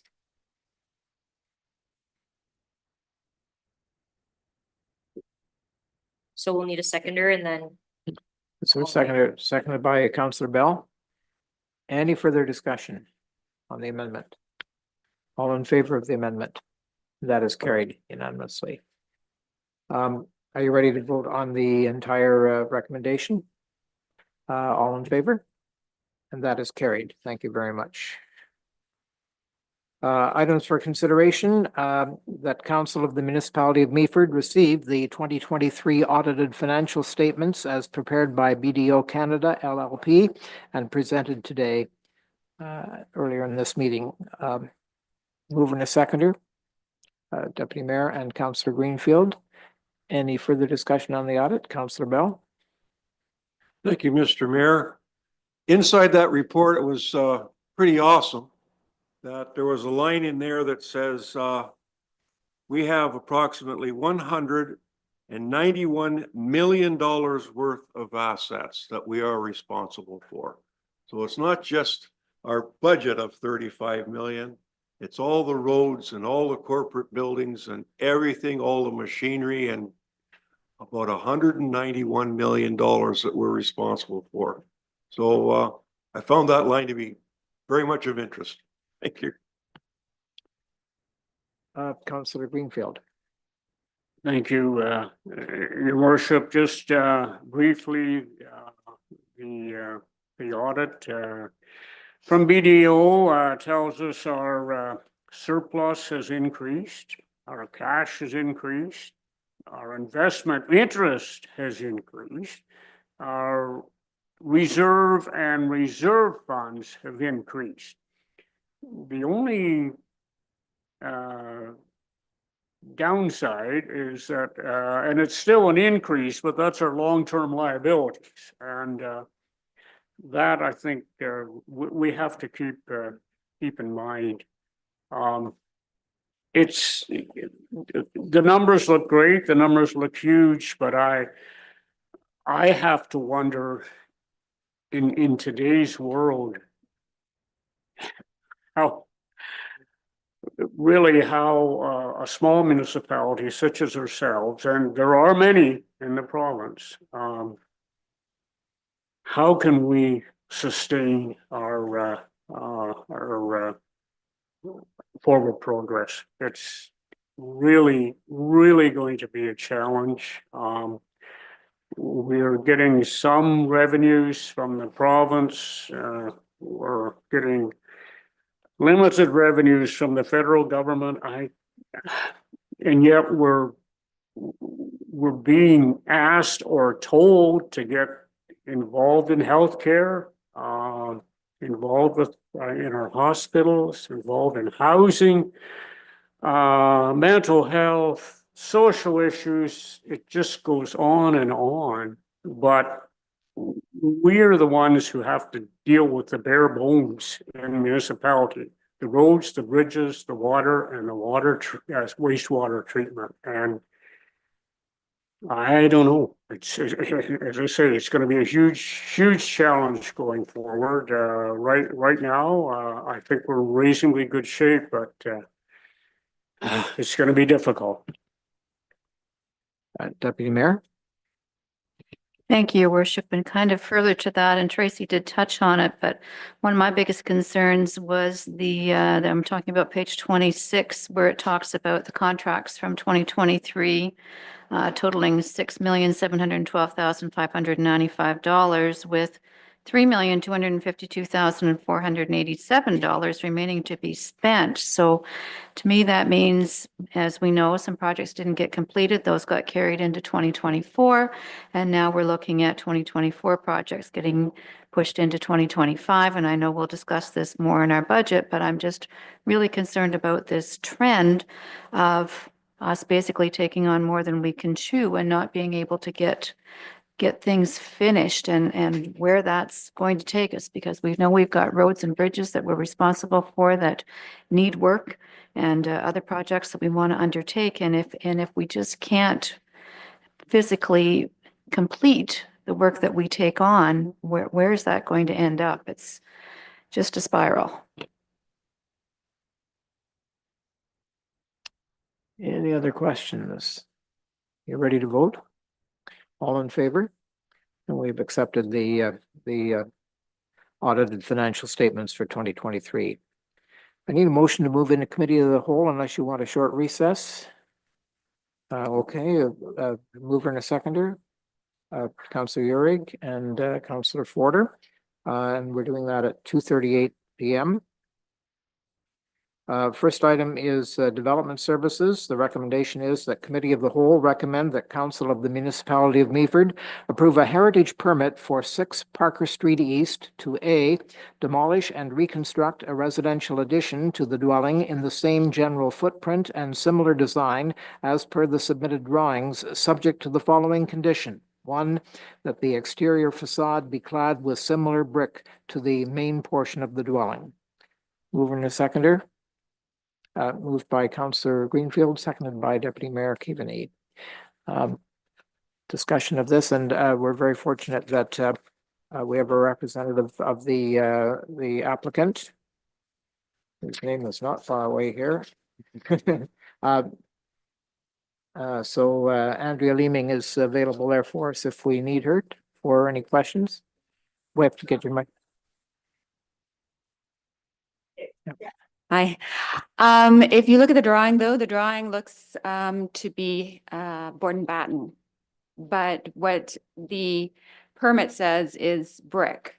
So the owners are asking if they can clad it in board and batten rather than the brick.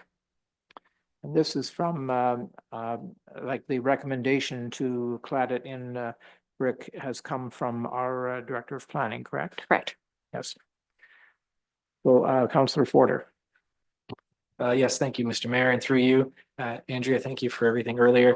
So I would just, a couple of quick questions. So I'd just like to know why the homeowners are choosing to not do brick as originally intended to do board and batten. I'd also like to get staff's comments on this, just to know, would this change be consistent with heritage preservation in Meaford? Thank you. I believe that it's the cost consideration of the board and batten. Also, it is my understanding that a neighbor has used board and batten on their home, which is also a heritage home. And in doing so, they've recladded on top of their brick, as well as their accessory building they've made out of board and batten. So you've left the door open for other people on the street to use board and batten, and that is why they're asking. But you have another question or?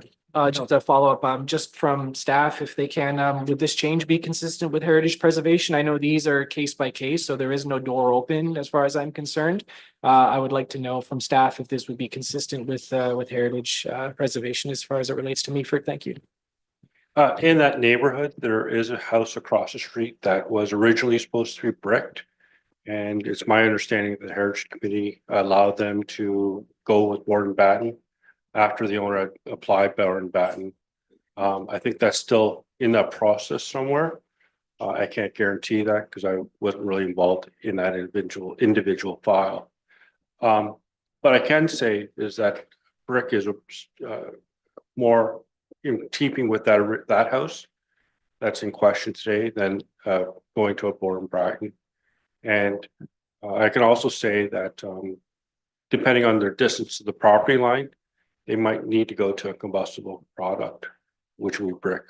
So I don't know that without doing a site plan review or getting more involved in it.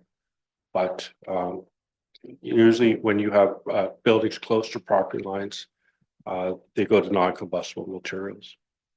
So hopefully that answers your question. Again, go ahead. Thank you, Yes, Mr. Mayor. ma'am. So your recommendation would be brick and not board and batten? Yes, that would be my recommendation. Thank you. Deputy Mayor. Thank you, Your Worship. I'm just curious to know, Bart, the brick that was on the addition, was it salvageable or was it crumbling? Could it be reused? When I saw the addition couldn't be salvaged, but the brick could have been salvaged.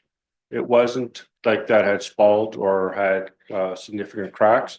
It might have been a cost recovery with, the amount of labor to go into actually removing the mortar off the brick might have just not been financially feasible. That said, that brick that was on the addition matched the house. It was very similar in nature, if not the exact same brick that the house was. Yes, you want to speak? The engineering report said that the brick had been all spalled in, because I did look at that at the beginning, if that's of any interest.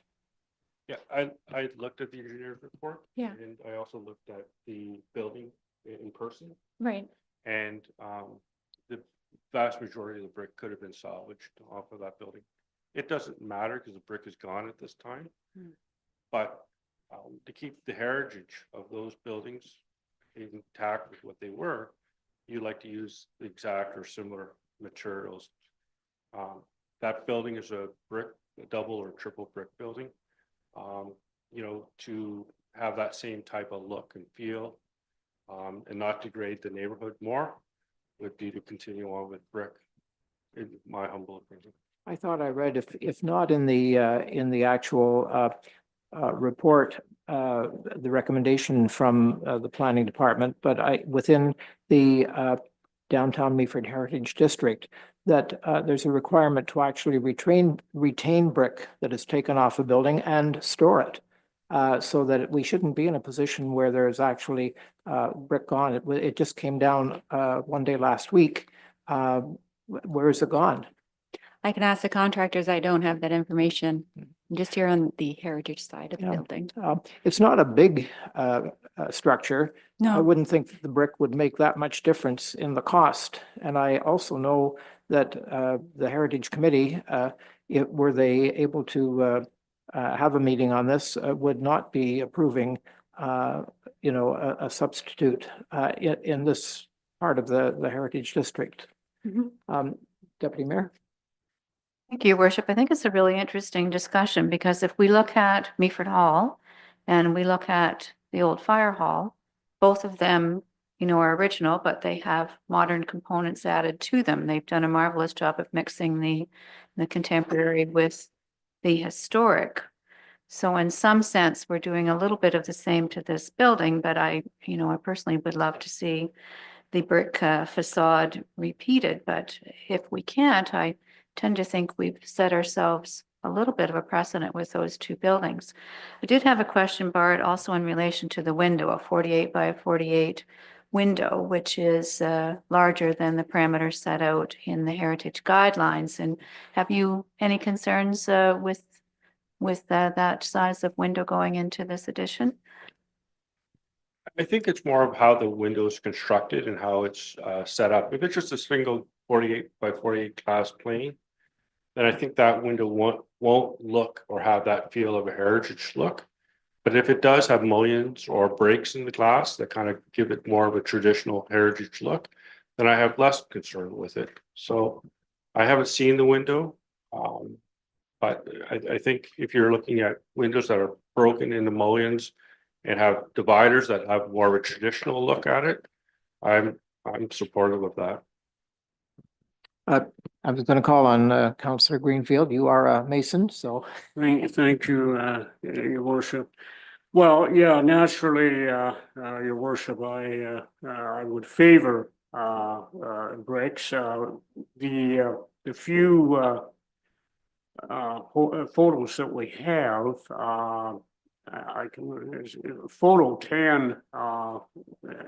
I can compare the bricks that were on the addition to the bricks that are still on the house, and they look very similar. I know it is possible.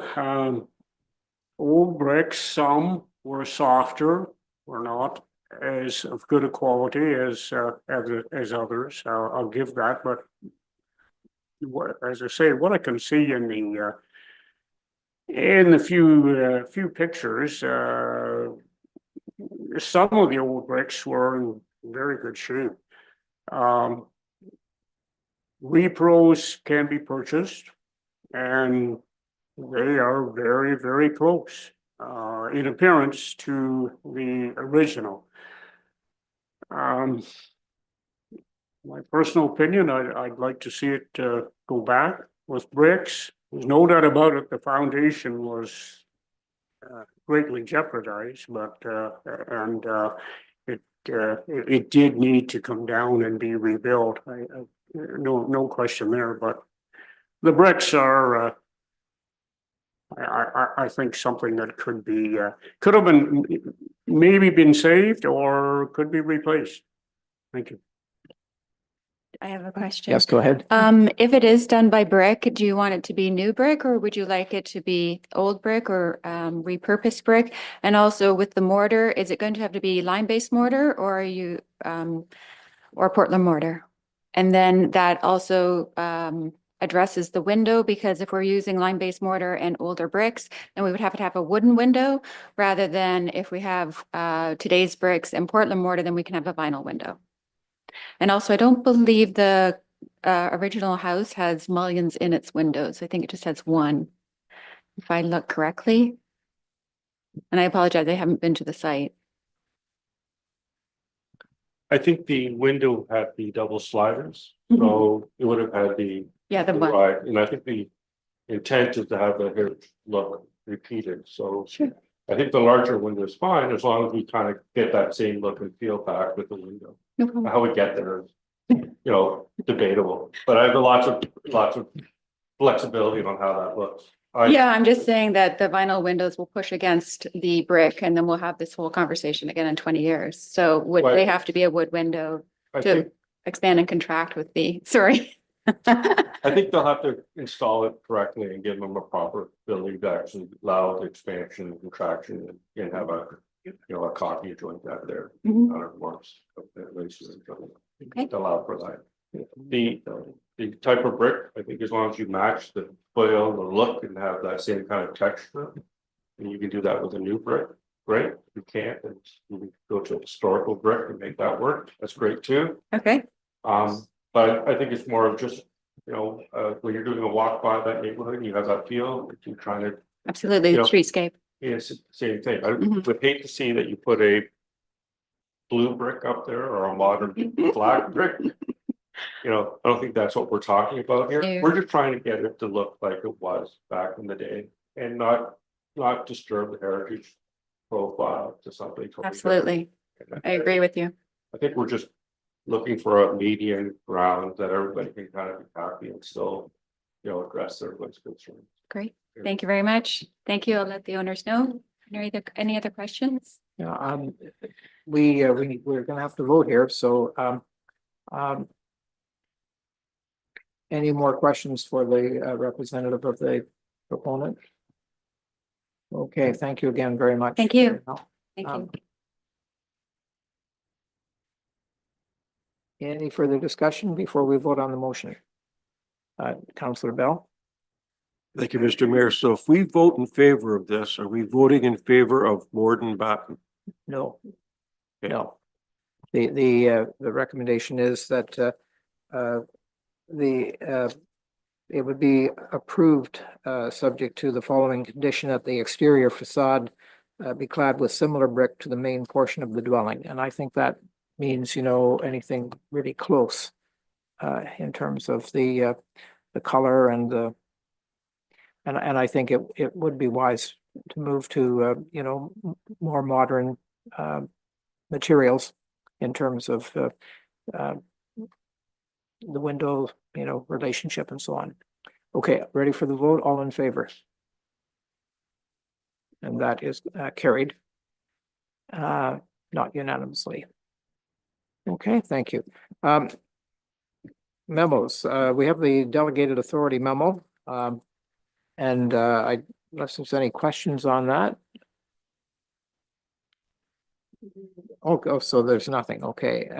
The reports from county council and committees and local boards. Deputy Mayor, do you have a report from county council? Thank you, Your Worship. Yes, I do. Grey County Council met last Thursday, October the 10th. Minutes were adopted and a bylaw was passed to approve the provision of tax refunds for eligible heritage properties in the city of Owen Sound. And the way that works is 20% of the tax levied to these properties overall is refunded to the owners. And the county's portion of that tax is $5,049.37 for 2023. Grey County paramedics were recently honored with a provincial award for our SOS program. And another piece of good news was that Manager of Planning Scott Taylor has been named a director of the Ontario Provincial Planners Institute at their recent conference.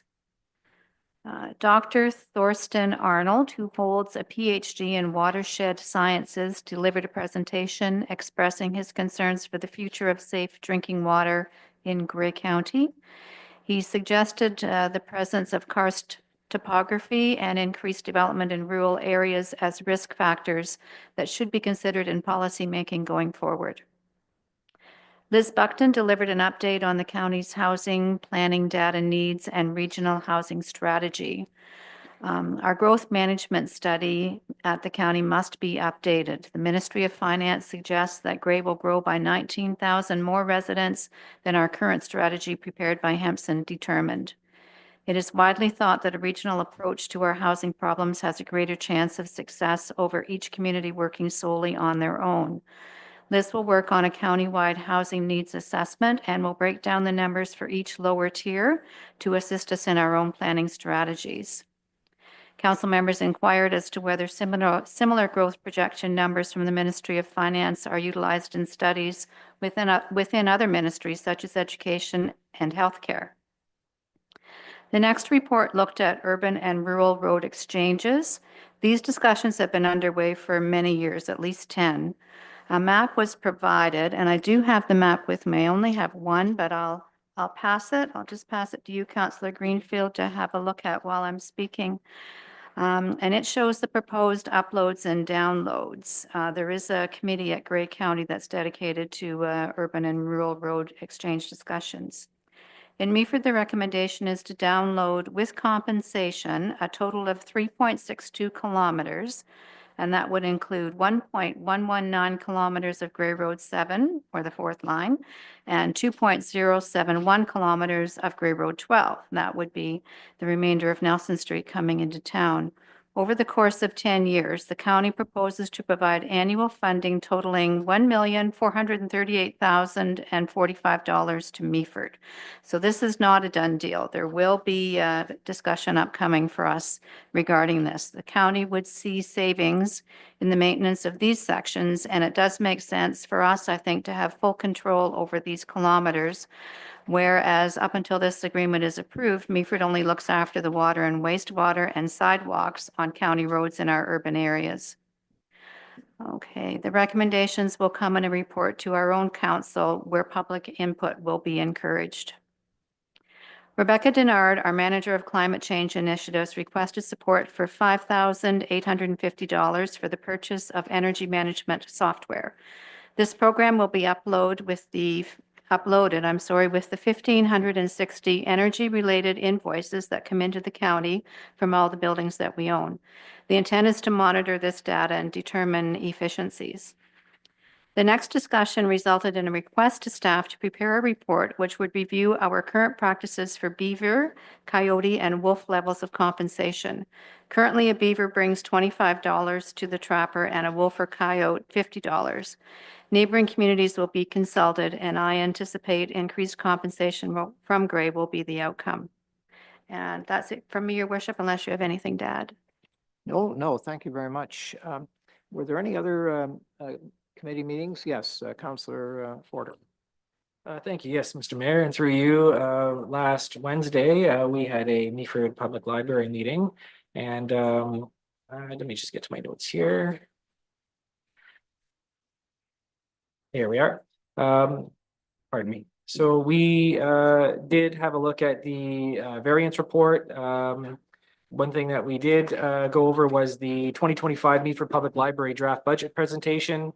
And that went very well. And I just want to express my appreciation for Library CEO Lynn Fascinato. Did a heck of a job. And I think Councillor Greenfield would agree with me. Very, very good job. We're very impressed with the library draft budget. We also, let's have a look here. The library did pass out 25 mural kits as part of the mural mosaic installation, which was really cool. And I believe this week is also Ontario Public Library Week, which is really neat. Public libraries also implemented their first intergenerational event, which is the Grand Pals program. There's been a lot of enthusiasm around this program, connecting seniors with youngsters. Currently, there are 6 kids involved, and the stories anecdotally are quite pleasant and heartwarming. Facility bookings at the library are off the charts. Library can barely keep up with the demand for facility bookings, which is great. And of course, the Elder Law series that happens every month is extremely popular. Other than that, I don't think I have a lot to share. But of course, if Councillor Greenfield wants to add anything, I certainly welcome him to. Thank you. That's all for me. Okay. So that is it. No other boards? Oh, I'm sorry.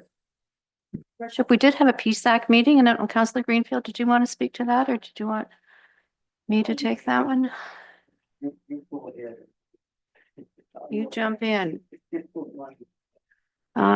Thank you. Also on October the 10th, there was a PSAC meeting. That's our Pumped Storage Advisory Committee, which Councillor Greenfield and myself sit on. After minutes were adopted, there was a presentation from Tom Buck. He's the current president of the Sunnyside Beach Association, as well as Safe Georgian Bay. And he had a number of very well put together slides and spoke to the concerns of members of Save Georgian Bay in relation to the TC Energy project.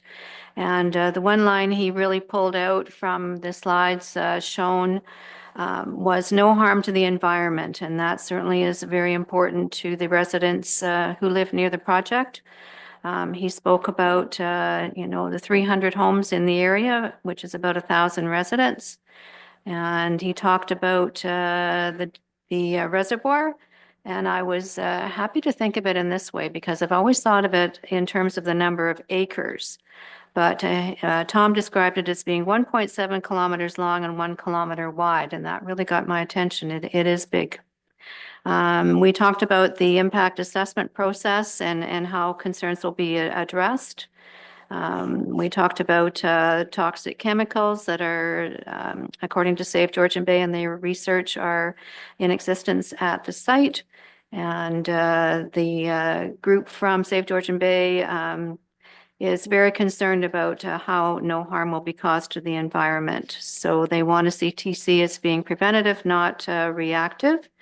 And anybody can reach out to Save Georgian Bay at savegeorgianbay.ca to see many of their other documents. So that was their presentation at that meeting. And Councillor Greenfield, please add in anything that I've missed.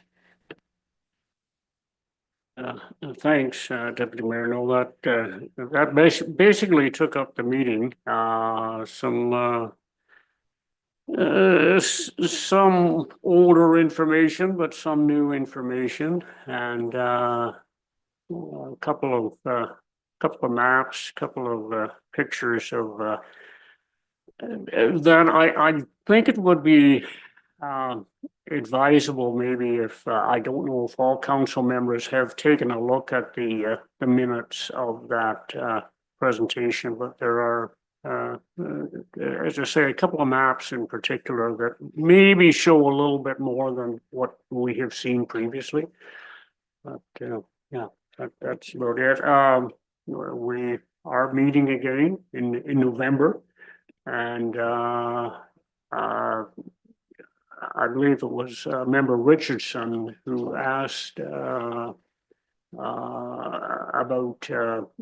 he and Member Vaughn were somewhat concerned about developing some kind of a long distance plan for the committee. As of yet, we have been gathering information both from Save Georgian Bay and from the TC people, and that has been very, very helpful. But I think there's just some concern of just where we might want to go over the next few months. I need a motion to move out of committee. So, sorry. Who's? Oh, Rob, get the arm up there. Thank you, Mr. Mayor.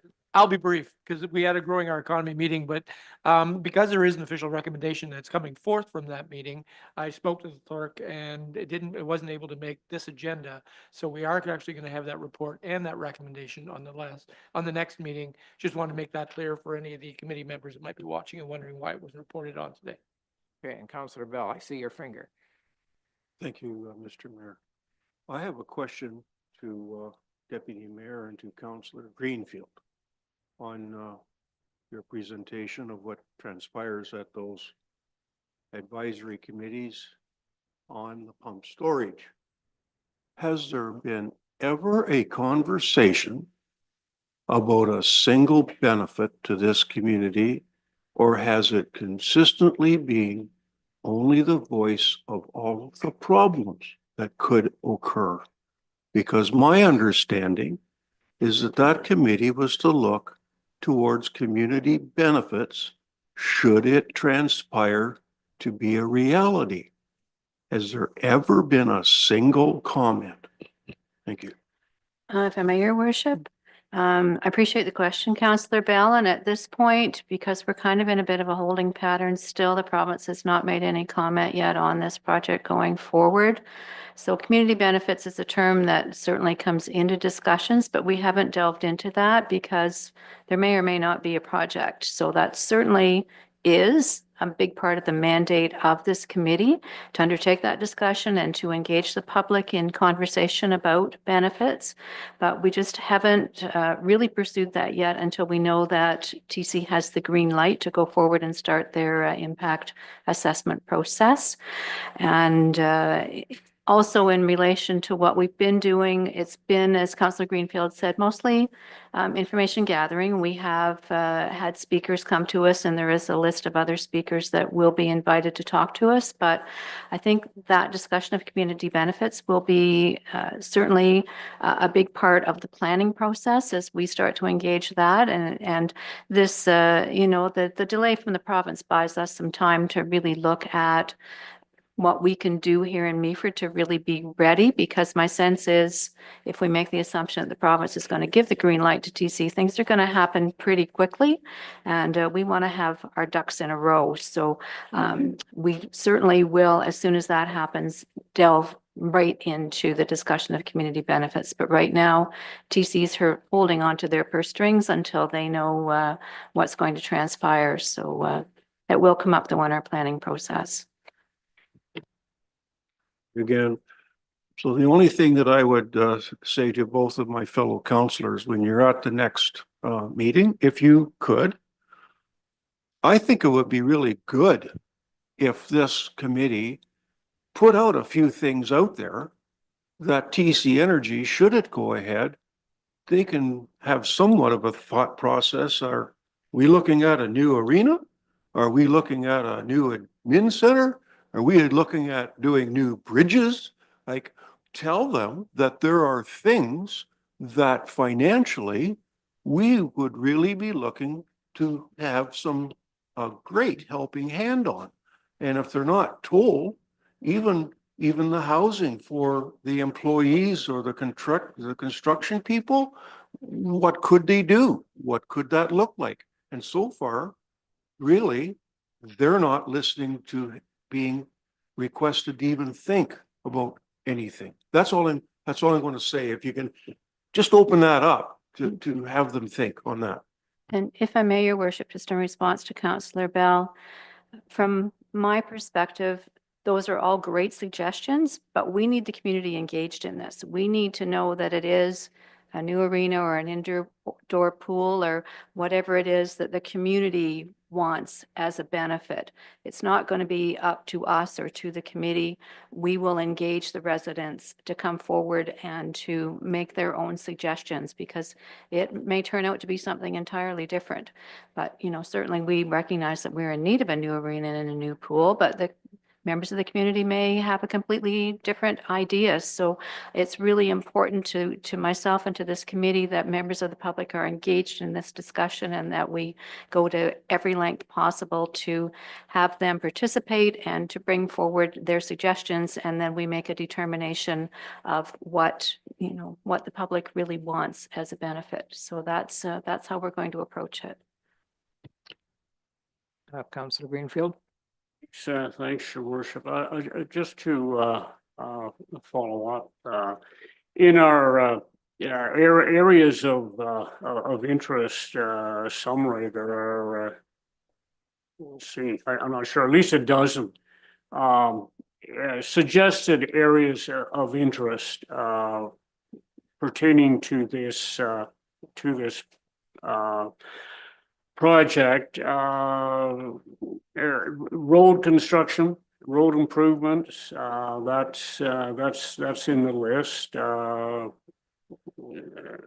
Let's see,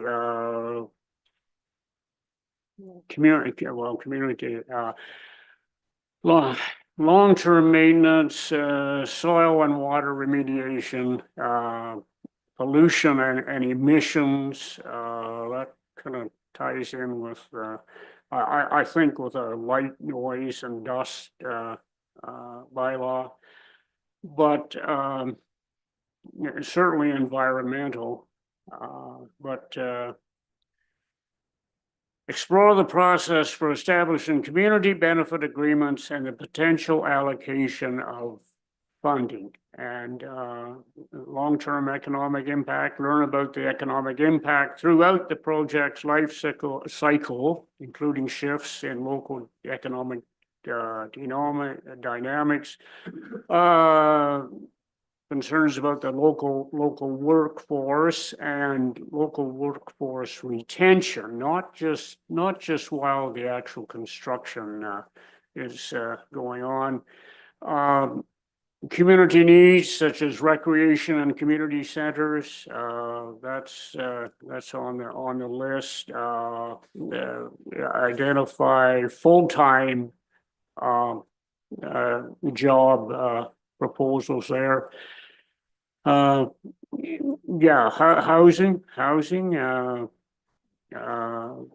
it's on the list, and not just during the construction, but could the housing be maintained in the future? So yeah, the areas of interest, there are quite a few, and I'm gonna vary a little bit from what the deputy mayor said, that actually there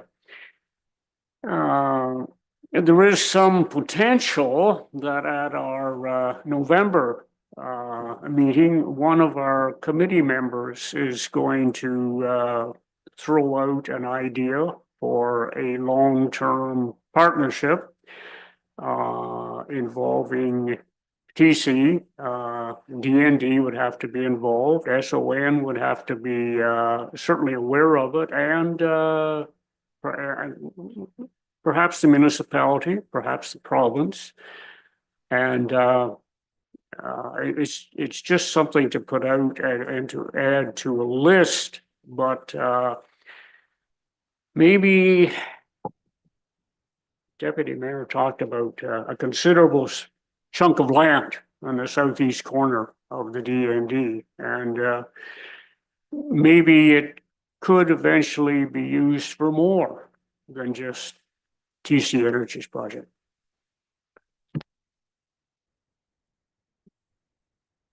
Okay, thank you. I need a motion to move out of committee of the whole. Moved by Councillor Forder, seconded by Councillor Bartley. We're doing that at 3:11 this afternoon. The next item on the agenda is notice of motion. Are there any notices of motion? Councillor Bartley. Thank you, Mayor Kentner, and I'm not sure this is a notice of motion. Going back to the presentation about the Leith Beach, do I need to bring a motion forward for the municipality to get involved, or is something going to happen without a motion? Yes, I would like to just inquire. This is kind of the first information that I've had of this, so I just want to find out some more details, and then if I need a motion, I'll bring it back to council. But I do need to inquire about what the whole nature of everything and some more details about whose involvement is already, contributing to the ask. So yeah, at this point in time, no need for a motion, but if I do need one, I will come back. Okay, I thank you. The Bothwell's Creek is a creek. It's not like the Big Head River. There's not many salmon go up it. It's probably more rainbow go up it than the Big Head. Bass go up that river for spawning also. And it's a real good beach in the municipality. And I think we should certainly be part of the moving forward on it. We do have a motion for a decision today, and it's a very important one. And I'm going to invite Deputy Mayor Keaveney to read her motion.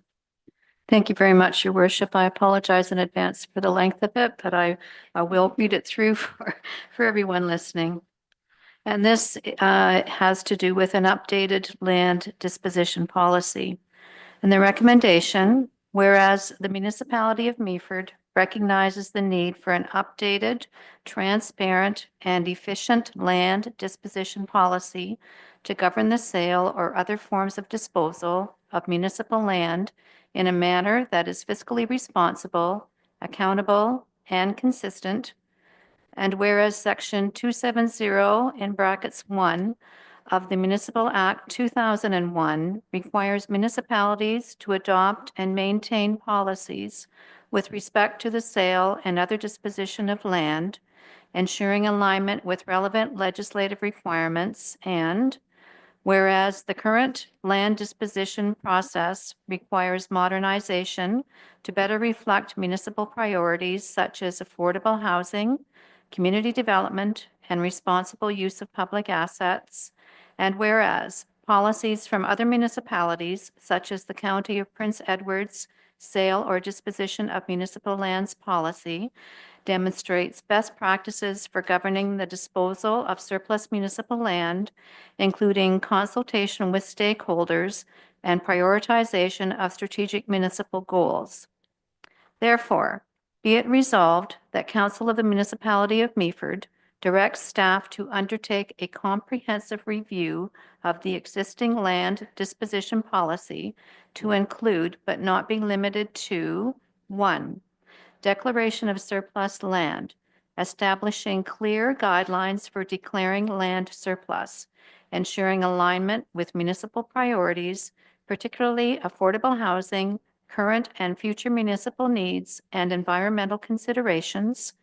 2, valuation process, ensuring all municipal lands declared surplus are subject to appropriate valuation methods, including appraisals by accredited appraisers, AACI or CRA, opinions of value from licensed real estate brokers, and assessment of community and economic value to the municipality. 3, method of sale, reviewing and providing options for land sale, including public tender, RFP, real estate listing, land exchange, and direct negotiation, with an emphasis on transparency and maximizing public benefit. 4, public notice requirements, ensuring sufficient public notices provided for all municipal land dispositions, including online postings and notices in local newspapers in accordance with municipal and provincial requirements.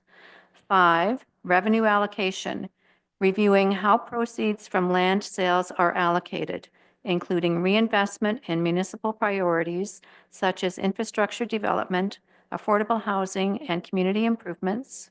6, exemptions, reviewing and updating exemptions to the requirement for declaring land surplus, such as road allowances and small land parcels with limited development potential.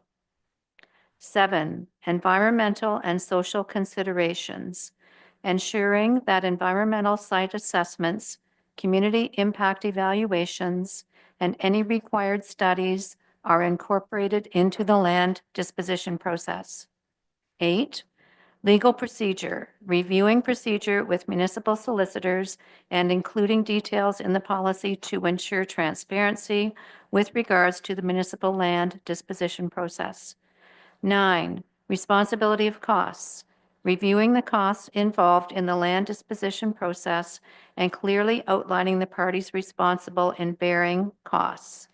And that staff be directed to report back to council with a draft revised land disposition policy reflecting these principles within 4 months, and the draft policy be reviewed in consultation with the appropriate municipal departments to ensure it supports long-term municipal planning, financial stewardship, and community development.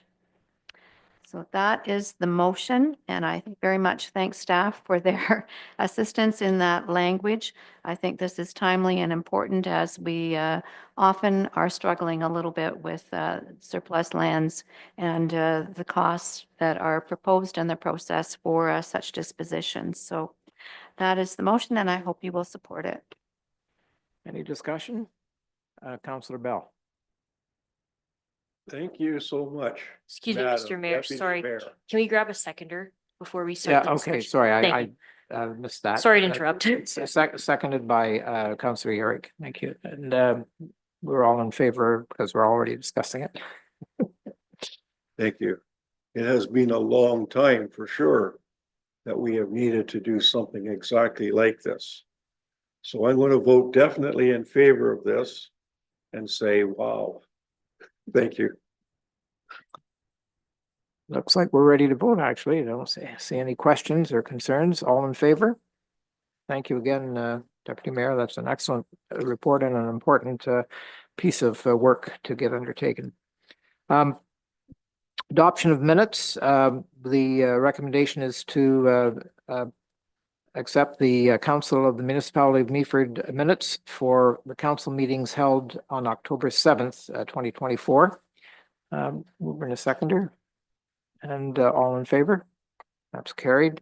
Is there anything related to the communications, the correspondence list? Anyone wish to bring anything forward? Councillor Urick? Yes, thank you, Mr. Mayor. Number 2, which was from the Regional Municipality of Waterloo regarding the Solve the Crisis initiative. And I'm going to look to the clerk on this because in the past regime would not necessarily clear on how they wanted it, whether they wanted an actual motion of support or just satisfied with a letter of support. Because I would recommend that we send a letter of support regarding this initiative. Obviously, homelessness and addiction recovery treatment are widespread provincial concerns. We are not immune by any way, shape, or form. And this municipality is putting forth an action plan support. And I just think that Meaford could show some support for that initiative. Yep, so I think what I'm hearing is you're moving a motion to support the initiative, so we'll just need a seconder and then call vote, and we're more than happy to draft a letter and send that over with that motion. Thank you. Is there a seconder? Councillor Forder? Any discussion? All in favor? Thank you. And now we just have a confirming. I wonder if council would be interested in taking a look at number 3. About deposit for non-alcoholic beverage containers from West Gwillimbury. It's not really a motion. Well, I guess it is included.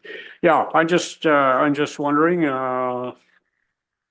We are making some changes to our waste management, recycling activities, and to me, I thought this was interesting. That I just wanted the council to consider supporting this initiative. I just thought I'd throw that out there. And I will make a motion that we support it if council would care to join You're in. seconding it, Councillor Urick? Yeah. Discussion? Councillor Urick? Thank you for bringing that forward, Mayor, Councillor Greenfield, because I was also going to bring that one forth. It always struck me as odd that the beer industry has made such a phenomenal success of what they do, and that no other entities tend to emulate that example and help eliminate so much waste when they could be doing recycling. So I totally endorse your motion and think we should support that. Any further discussion? All in favor? And that is carried unanimously. Thank you. And that brings us to the end. Oh, I think I've got one more thing, and that is our confirming bylaw for the month. Be it resolved that bylaw 2024-51, a bylaw to confirm the proceedings of the Council of the Municipality of Meaford at its regular and special meetings held in the month of October 2024, be taken as read first, second, and third time and finally passed. All in favor? And that is passed. And with that, this meeting is adjourned.